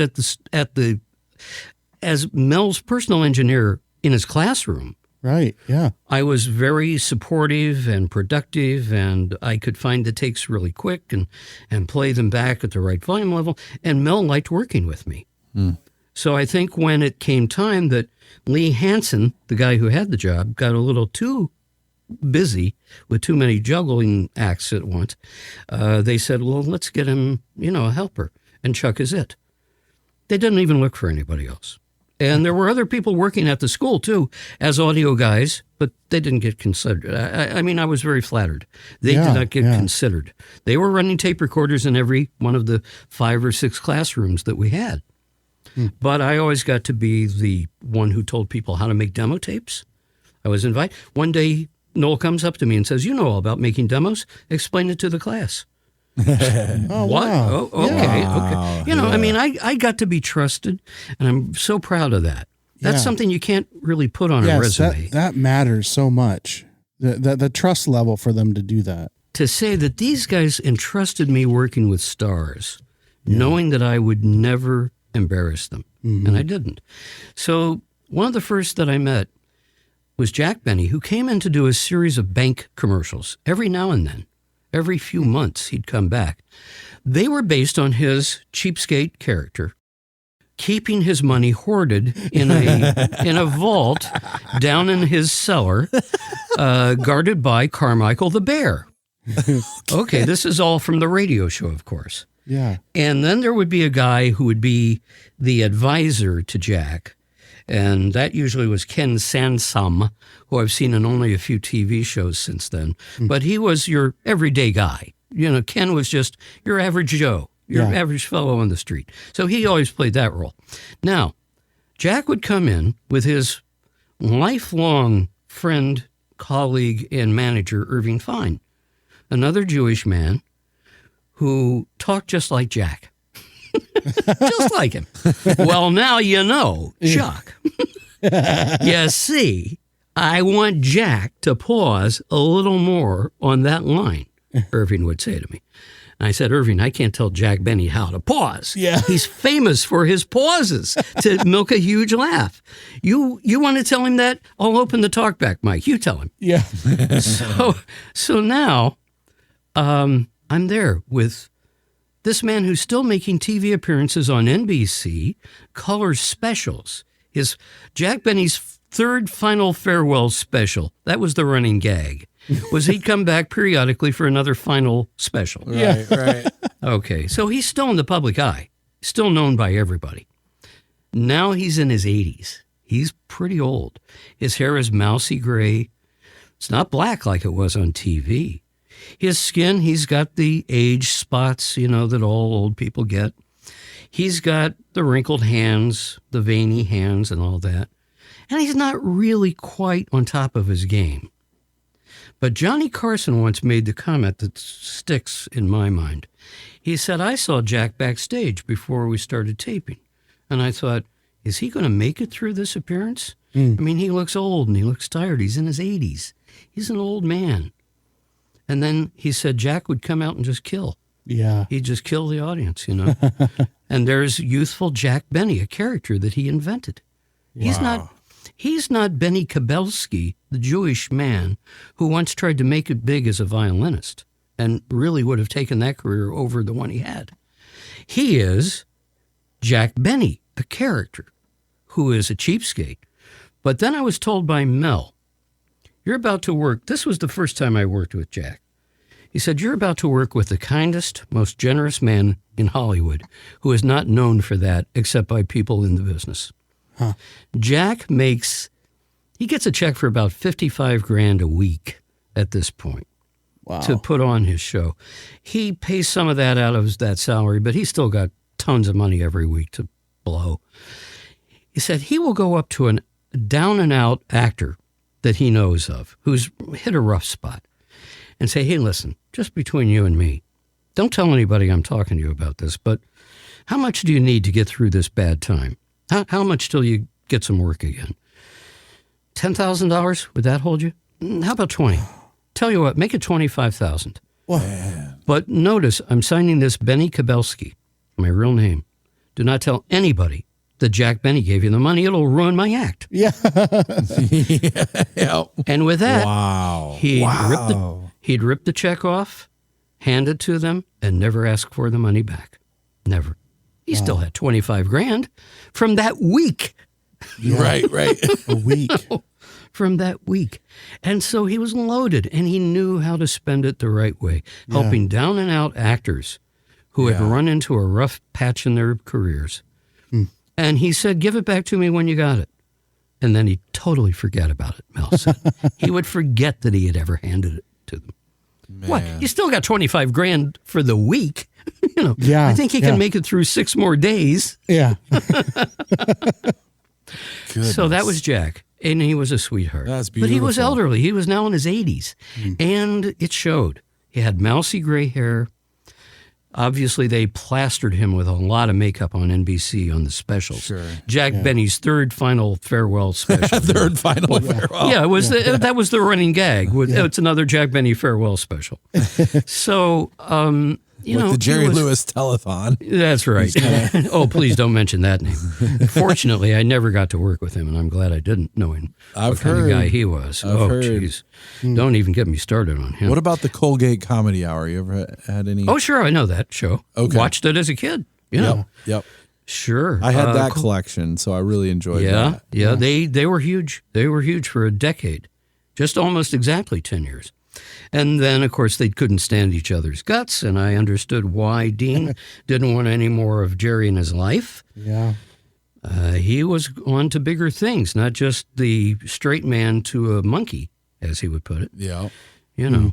And Jerry would embarrass him in public terribly to get a laugh. This is kind of slob Jerry was. Yep. To get a laugh, he would whip out a pair of scissors and cut the bottom half of Dean's tie off in a public restaurant. Oh, man. In front of people. Yeah. And, Dean put up with this because, okay, the monkey's making me some money, but you know what? I'd sure like to live without him for a while. Yeah. And finally, they just couldn't stand each other. Yeah. We found out what kind of rotten Jerry was, leaving his kids absolutely none of his fortune, not one nickel of it, and telling them, I made all the money, you can go to hell. Wow. Yeah, nice guy. Yeah, I can't stand to watch him anymore. I used to enjoy those Yeah, Martin and I used Lewis to love comedies. them. Yeah. Channel 7 in New York. I spent many years in New York, and I'm still in the New York market now. I'm in New Jersey, and I get New York TV and radio here. Sure. I'm only 11 miles as the crow flies from Manhattan at this point. But we loved those Dean Martin and Jerry Lewis movies. They were a lot of fun.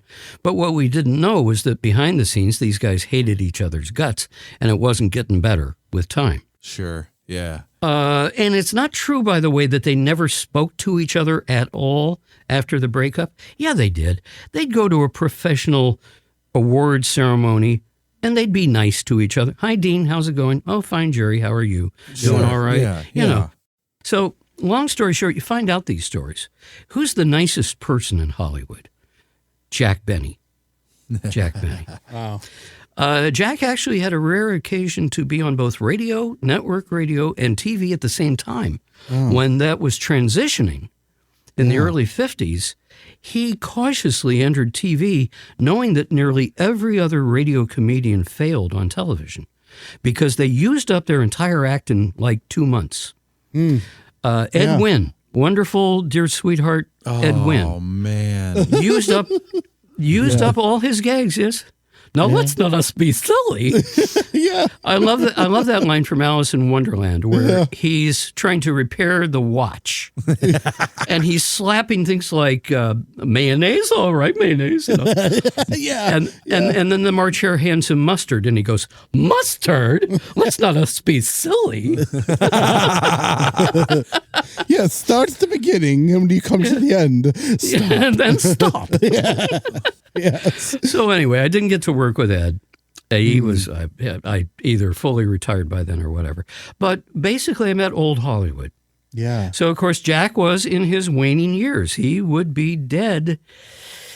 Actually, from the last recording session that I did with him, he would be dead in only a matter of months. Wow. Yeah.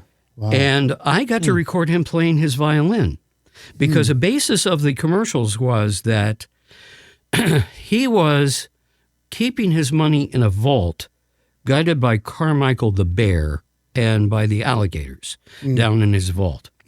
And now Ken says to him, "Why, Mr. Benny, there's a better way to make money on your money." Make money? How do I do that? And you mean I could make money on my money? So they then explained, yes, when you put your money in a savings account, it's going to earn, and the savings accounts paid big money back then. It could earn 20% interest. I wish those days came back. So long story short, he comes in for the same bicycled commercials, as they were called. It's the same scripts, about 6 of them, for a bank that they have found. And now they're selling him this whole package of Jack Benny and Ken doing commercials for that particular bank.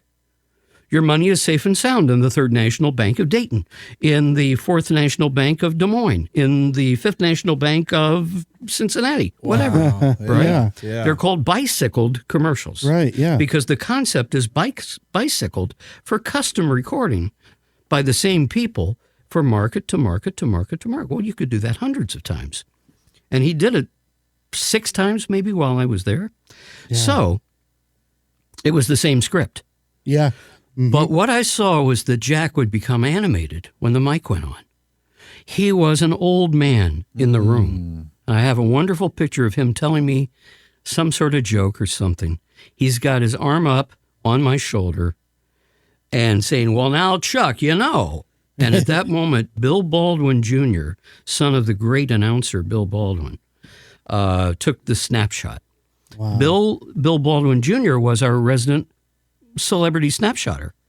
And he tried to get as many pictures of the crew with these great stars as he could manage to get with their permission.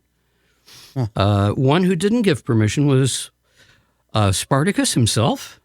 Yeah. Kirk Douglas. Kirk Douglas. Wow. Who walks in. Now, I've already told you that Jack Benny was an elderly man and sounding like an elderly man, but he could turn on the Jack Benny persona at will. Now you see, and you know. I mean, he could do that. That's a character he invented, and he knows this character, and he can turn it on. Somebody else who turned on characters on camera was Kirk Douglas. Kirk was not anything like Spartacus. He was small. He was maybe 5'7", not a big man at all, and not big in any sense. Right. Yeah. So he's at a bad point in his career, and he's doing a syndicated radio show that flopped. It never sold, called Champions of Courage. It was much too corny in a 1950s melodramatic way to succeed in top 40 radio as a 5-minute per day show. But he would tell stories of people who had faced adversity and overcame it. Champions of Courage. In their Kirk Douglas delivery. Yeah. So now, he was very hard to record, by the way. Jack was a pleasure. Jack was a microphone's friend. Jack knew how to work the mic. Yeah. But Kirk Douglas was a movie actor, and he talked in these loud peaks and valleys, and you never got an average volume from him. Never. I do that to Ken all the time in the studio. Okay, so you understand what I'm getting at. It's like the transients on this guy over here. That's Wow. right. It would be like, What are you talking about over here? What are you talking about? yes, exactly. So it would be, hello, I'm Kirk Douglas. Oops, there goes the pinned meter. Yeah. So, of course, we're working on tape and we're going to get print through. So now I got to record a little lower, but we didn't have compressors. Yeah. We did not have, in that modern studio, we did not have an audio compressor, nor any other processor of any kind. We went straight from microphone to tape. Wow. I'm not kidding. Wow. We had a pair of Ampex portable mixers built into a console. So we had 12 channels to use, 4 tape machines to feed, and no effects. If we needed reverb or echo, we picked up, I'm not kidding, we picked up a wastebasket and used that as an echo chamber. I'm not kidding. Wow. We had no echo chamber, not even a spring echo chamber. So, unbelievable, isn't it? But you know, I would tell Noel, who ran the studio. Mel had no involvement in running it really. He was a figurehead. So I would say to Noel, can we get to 4-track at least, a 4-track machine, and not just be all on 4 mono tape recorders, full track? Could we get some sound effects equipment of some kind? How about a spring reverb at least? You know, they're sold in the Allied Radio catalog. And he would say, Dad's studio serves the purposes it was built to serve, and we're not spending more money. Yeah. Well, you couldn't argue with that. You know, Right. He defended his dad in every respect. Yeah. So basically, I was stuck with some, I wouldn't say antiquated, but certainly not state-of-the-art capability. We were doing it old style. I mean, like 1950s style. That speaks to your expertise as well, because I mean, absolutely, because if you have somebody in there, they're limited time, and you have to get it right. That's another reason for yelling at the young kid who didn't know what he was doing. Oh yeah, because it's like you have to get it right, and if you blow it out, you get print through, you get distortion. You know, and that's right. It's useless. I knew full well with Noel sitting there to my right as producer and me as recording engineer, I better run really great levels. I better track these voices as closely as I'm able to and never overmodulate, never go into the red. I know that my job will not last if they have distorted audio. Right. Better to err on the side of a little too low than too high. And so I did it old school. Well, Totally old school. Speaking of dads, you reminded me. I told my dad. My dad is a fine musician. Oh, cool. He has done thousands and thousands of arrangements for instrumentals. Nice. He went to Michigan State University. Was first chair saxophone. He plays the piano, every brass instrument. Our dad. Disneyland marching band. He played in the Disneyland college band that they select. There'd be thousands of applicants, and he got to be in. But anyways, my point in saying that, I asked him, I said, Dad, we're getting this opportunity to interview this gentleman, and do you have any questions? So he sent me a couple of questions. If you would, sure. Can we fire them at you? Like just pop. Please do. Yes. Please do. I'll do my best to answer. Okay. Well, he said, number one, was Mel Blanc the same personality informally as he was when he was, say, doing a television interview or doing business? The answer is a simple, hard no. No. Okay. He said he seemed like a really fun, ordinary fellow with extraordinary talent. He was not. No. That's good to know. That's awesome. Yeah. Okay. And I think I say it in my book. Mel was all business at the office. He was not fun. He had had a terrible accident, of course, in 1961, broke every bone in his body, and walked with a cane in a lot of pain, a great deal of pain. He was not a happy camper by this time. He was no longer working with Warner Brothers except on some special projects, promotional projects, No, he was not fun around the place. He was not fun. He was somber, would be the word I would use. Agreeable enough. He would make a joke with me every single morning. If he walked through the studio, which was one way to get to his office, there was the other way which did not involve the studio. But if he went through the studio just to see what was going on, he would talk like Bugs and say, "What's up, Chuck?" That's quite a way to have a morning at work. You see what I did there? I said, "Up, Chuck," right? And he'd laugh at his own joke. Okay. And I would be kind of like, yeah, it's hilarious. Thanks a lot. Yeah. Oh, but, man. Okay. And when I met him, by the way, for the very first time in the studio, he said, "Oh, Chuck McKibben, I can remember that because we had an animator named Chuck. And now I forget who that person was. But he said, I'll remember your first name. I'll remember Chuck. Possibly Chuck Jones, I'm assuming. Yeah. Oh, Chuck man. Yeah. So he remembered my first name. I don't think he ever really knew my last name. And we did not get together and hobnob. We didn't chat much. He was all business at the mic. All business. Could we get to this? I got to go home. Yeah. I want to get to this. And he would always do Yosemite Sam last if Sam was called for in the script, because that would wreck his voice. Oh, it'd blow just it as you out. might expect it to. Yeah. He wasn't impervious to that. So he would do the little constricted voices first. He would do Tweety or something like that first, which required not much vocal effort. Yeah. Then he would do Sylvester the Cat. That, he said, was most like himself. And then he'd always make the joke. If he was on TV, he'd make a joke. He'd say, "Sorry, did I get you wet?" Yeah. He did that every time. He never failed to say the same things every time in every interview. Interesting. Yeah. He never varied by one word when interviewed. "How did you come up with Bugs Bunny's voice, Mel?" He'd say, "Well, they told me in the animation room that he was a cross between a tough guy from Brooklyn or the Bronx. So I combined the two voices. See, Doc? See, and I became that." So, no. Well, no. So Wow. he would talk about a guy with creative license in telling stories. He sometimes didn't tell the truth at all. Now, I hate to spoil anybody's illusions, but you need to know the truth. Yeah. Mel did not do as much inventing or creating of voices as he gave himself credit for. The greatest example is the stutter of Porky Pig. He would tell people in his classroom with a straight face and never be challenged because, hey, he's Mel Blanc.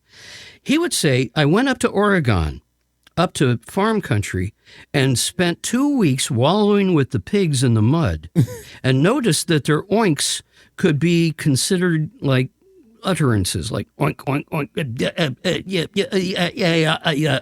yeah.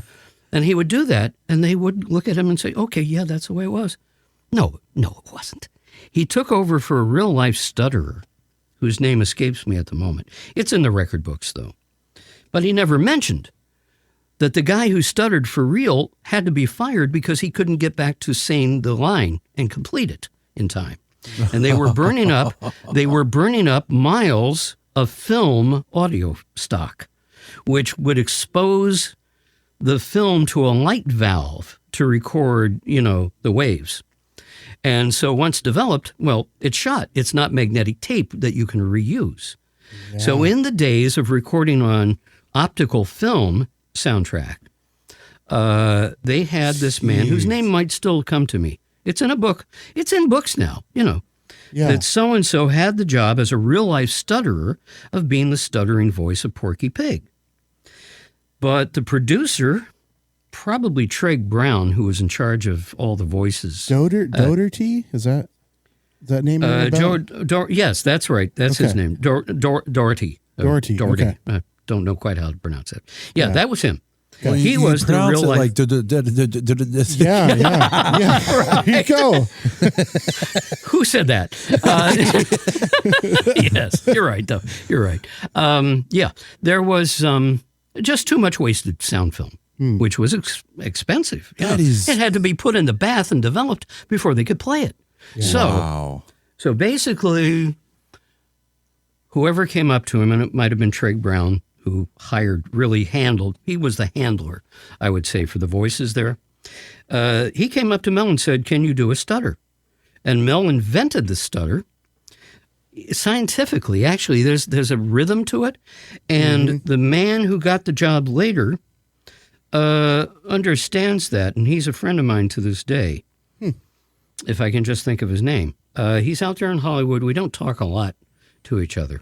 Bob Bergen. Bob Bergen took over the job a couple years after Mel died. He took over the job, such as it was, of being Porky Pig. That was his first official voice for Warner Brothers. When they started making cartoons again, it had to take all those years in between. So Bob explains, on YouTube, he explains the science behind doing the controlled stutter that he does. I can't duplicate it for you, but there's a rhythm to it. It's like playing a song to him. Here are the notes. Oh, wow. And Bob Bergen is a good personal friend of mine, I'm so proud to say. He's a great guy. He is one of the nicest men I ever met in the business. And he got to be, for many years, although I don't know if it continues to this moment, he got to be kind of the voice of Looney Tunes when all the others had passed away, or retired or whatever. But Bob Bergen is one of the great commentators about Hollywood, one of the great people to listen to. He's got a site called, I think, Ask the Pig, which answers a lot of fan questions and so forth, truthfully. Wow, yeah. He's a swell guy. He's just a mensch. He's a wonderful guy. Bob Bergen, a name to know. Yes. So anyway, Mel got hired, but he never admitted that. He never admitted that he took it over from another guy. He would say instead, they asked me to invent the voice of a pig. No, they didn't. They said, could you do it? Not, could you come up with it? Right. So the real life stutterer gets canned, and Mel, who's been called by a Hollywood writer, he's been called Hollywood's greatest talent and worst historian. Right. And honestly, I think that's true because Mel is a bit of a tale teller. And I said in my book that his tales were more tall than true. Yes. Okay. So I didn't want to just come out and say he would lie, but that's another word for it. Sure. He didn't want to let anybody else get the credit. Now, that's been criticized. Supposedly, dear little June Foray, the voice of Rocky the Squirrel, and also, Natasha, Boris and Natasha. Oh, yeah. June Foray and he worked together a lot on Looney Tunes. She was Granny. Oh. I and she never was put this, that together. Yeah, I've seen She- the name pop up, and I was she like, was wait this a minute. she was this petite little thing. She was all of 5'0", and and a sweetheart, a real gentle little soul. But Mel would tell raunchy jokes in front of her. He was a little crude. He was a bit crude around the edges. Now, I'm not telling tales out of class. Other people know this. Yeah. Yep. Mel had a good heart. Let's put it this way. He had a good heart. He never meant to hurt anybody. He never meant to claim credit that wasn't his. Here's the deal about his contract. You might have asked me this if I let you talk. You're good. He did not steal credit from anybody. The deal was he got an exclusive contract that nobody else got that said, in exchange for being an exclusive voice with Warner Brothers, we will give you screen credit for X number of seconds in type of a certain size on the screen, voice characterizations by Mel Blanc. Right. Nobody else will get this. It's your reward for being a full-time, on a weekly basis, employee, whether you come in or not, of Warner Brothers. And he agreed to that, which meant he was the only one to get that screen credit. Had the others been on staff like he was, he explained to me, he said they would have gotten the same treatment. Right. But they weren't. They weren't needed nearly as often as he was. Yeah. Nor were they as irreplaceable. Let's face it. Yeah. He was truly irreplaceable. Who are you going to get to take Mel's place Right. when he's every character on the screen? Right. You know, Yeah. come on. Yes. When he is literally every major Warner Brothers character, Yes. how are you going to please him with your paltry money that you're paying him? Yeah. Well, they didn't ever pay him well, not even into his final years. Really? They paid him crap, and they cheated him. Here's the story from my book. They cheated him out of his royalties for 30 years. Yeah. They conveniently forgot, the accountants at WB conveniently forgot to pay him royalties once it was decided that TV broadcasts ought to pay royalties. You see, these were theatrical cartoons. The contracts did not mention anything about television or radio. And so, for 30 years, he went on believing that there was no money to be had from TV. But of course, they went on TV Monday nights with the Bugs Bunny Roadrunners show and others, re-showing these now on network television in prime time. Yeah. The first cartoons shown in prime time, by the way, not the Flintstones, Yeah. but the first showing of cartoons, major cartoons from Warner Brothers in prime time network television. Wow. And he didn't get extra dough for that. He only got money if he made a commercial as a character, which they had. They had Bugs Bunny selling Tang. Yeah. Hey, Doc, you got to try Tang. You know, they would use the characters as spokespeople, and he got paid for that. Probably scale, believe this or not. Wow. And because he never made big money. And Noel told me that. He said, who's this woman? He was probably talking about Ellen DeGeneres. Who's this woman with the pug nose who did 2 days of work in a studio and got millions of dollars for doing terrible cartoon voices? Oh. He said Dad never saw that kind of money. Yeah. Dad worked for Scale, and Scale was crap. Yeah. And it was. He made maybe $500 a week at the end. At the end. Wow. $500 a week for Mel Blanc. Ugh. Well, he got rich in other ways. He was doing some wildcatting of oil wells in Oklahoma and Texas. He made big money from that. He could do the records at Capitol. He got to keep the money from the records. They licensed the characters, but he got to keep the money from the performance and royalties. He got money from Jack Benny. Not a fortune, by the way. I was told it was $800 an appearance by the 60s. When Mel guested, he was never a permanent member of the cast, ever. But when he was on the Jack Benny TV show, he got $800. Yeah. Maybe some residual monies, but they didn't pay many residuals at that time. I Love Lucy paid 3 times, and then you're out. So Fred and Ethel got payment for the second and third run of the show, then they were out. Wow. So it wasn't okay. No, it wasn't money pouring in from residuals like today. Yeah. You know, the cast of Big Bang Theory never has to work again. You know, they never have to lift a finger ever again. They're all billionaires from that show. Yeah.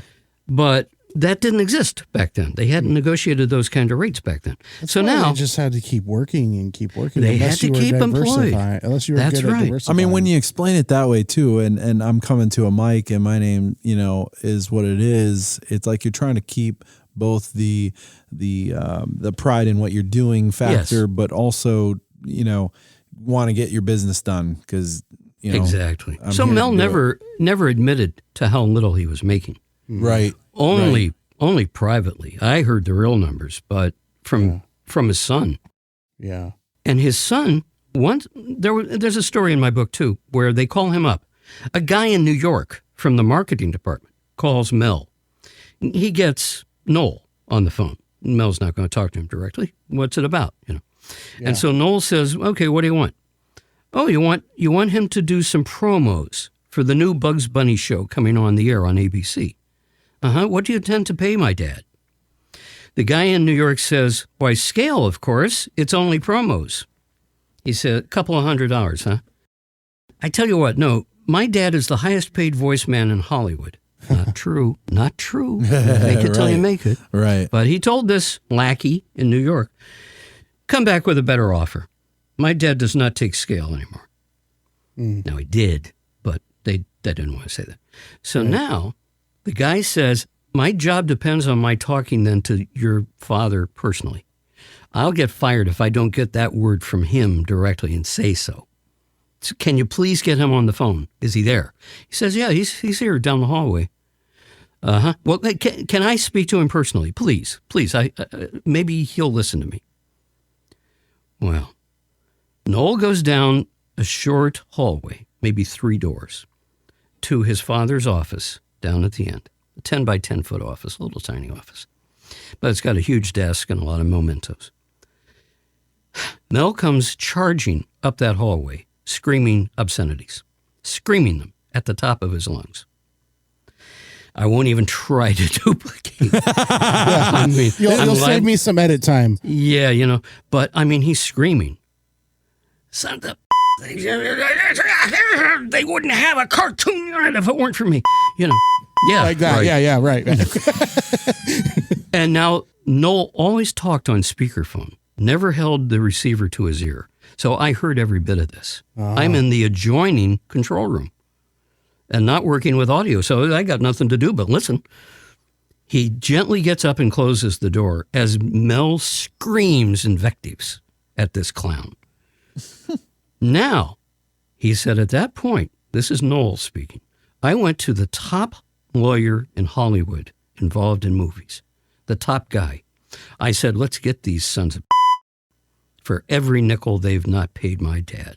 I learned that from the time he had that crash until now, he's never gotten a penny of the negotiated royalties for TV reuse of these Warner Brothers cartoons.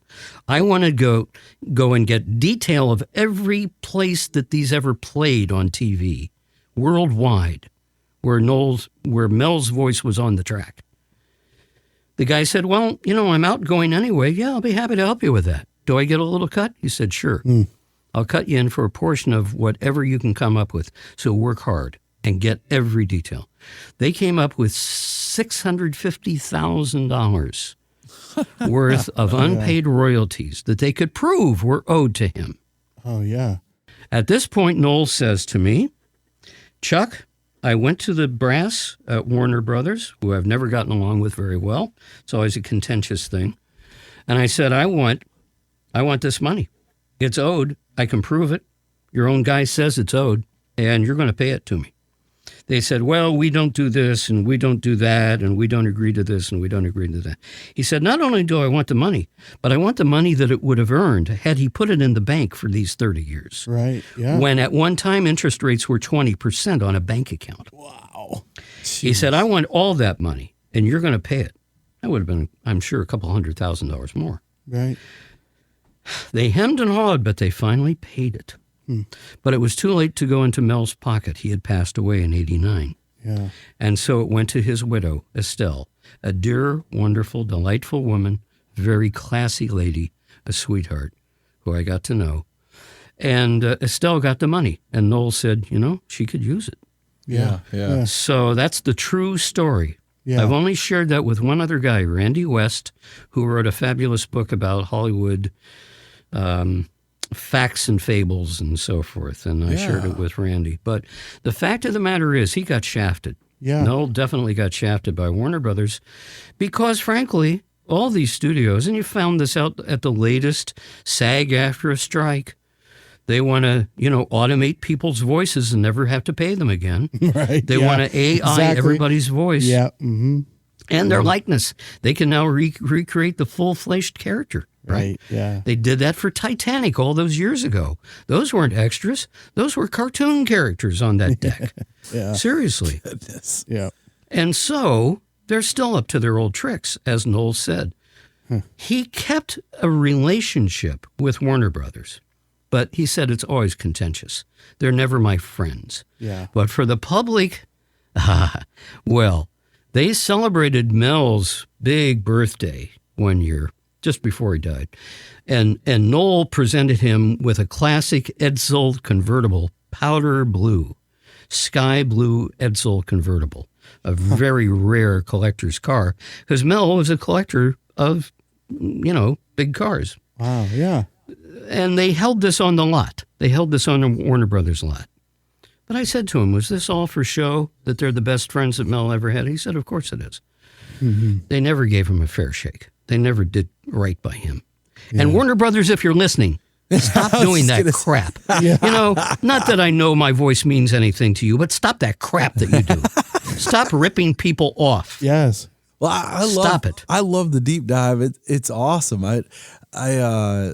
You're reminding me of so many things. Once again, one of the first wonderful memories I have actually of my father is him impersonating and doing voices for me. And I might say that he's extremely great at it. And I didn't know growing up. I just knew him as, obviously my dad and a music teacher and a fun guy. Exactly. And who could do fun voices. I go, later on, I realize, he did a little bit of a stint for, something on radio or this or that. And he would talk about creating his crystal radio and weather kits and all that kind of stuff. Oh, yeah. But cool.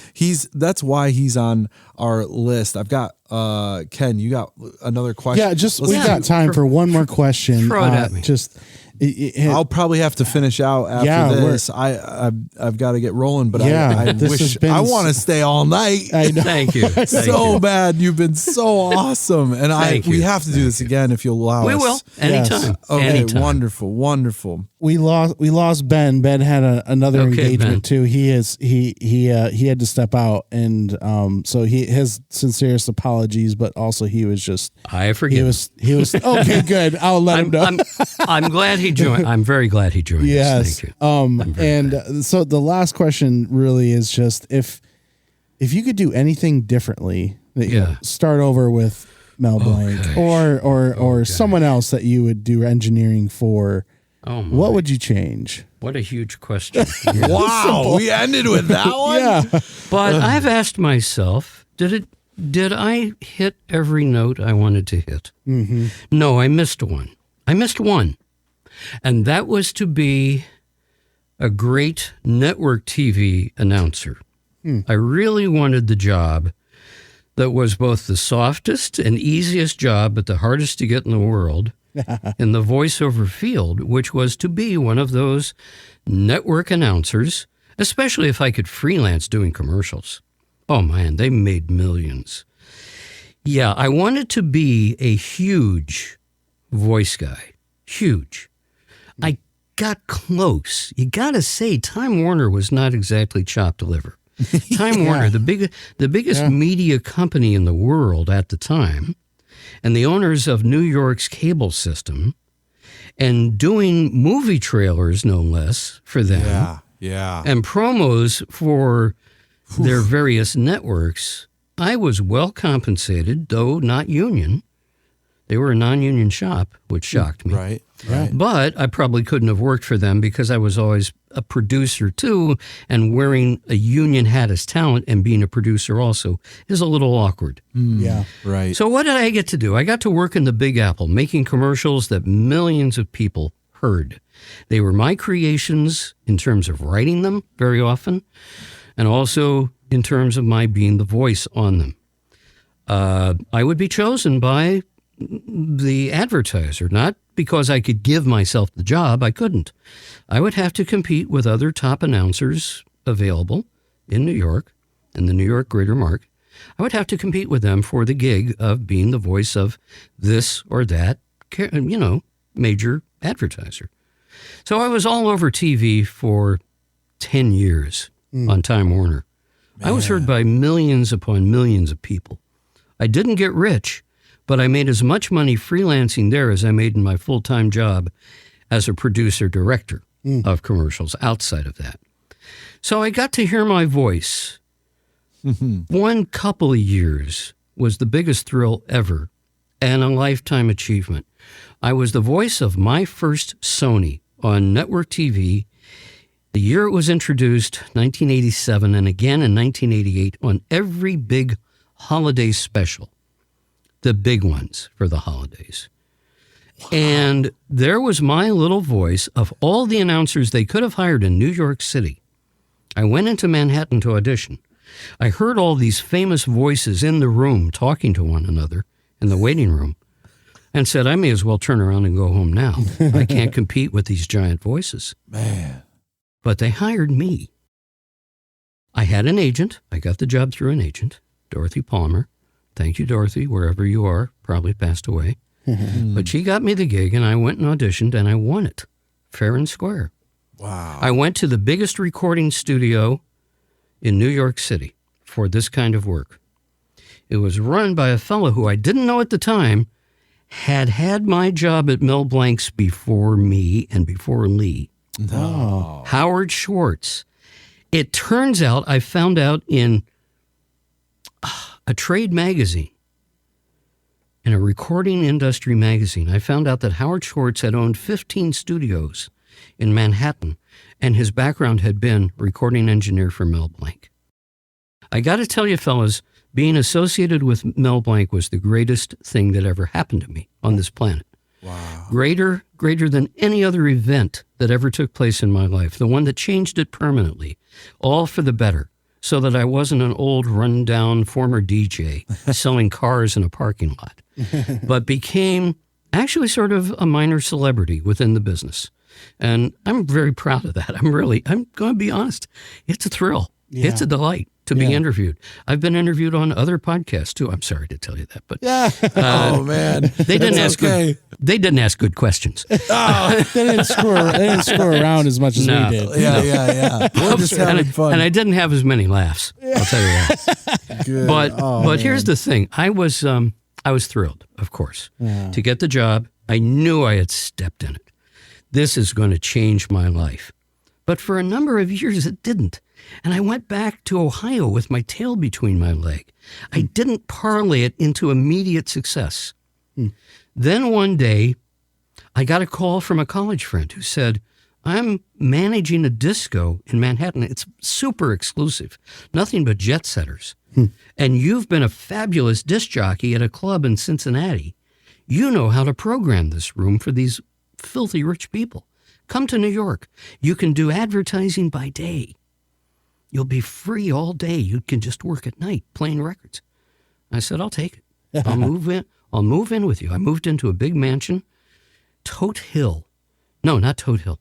Maybe that's the name of it. But there's this hill in Staten Island that overlooks the whole, New York Harbor. Okay. And I lived there as a roomer with other college friends, including the guy who ran the college radio station.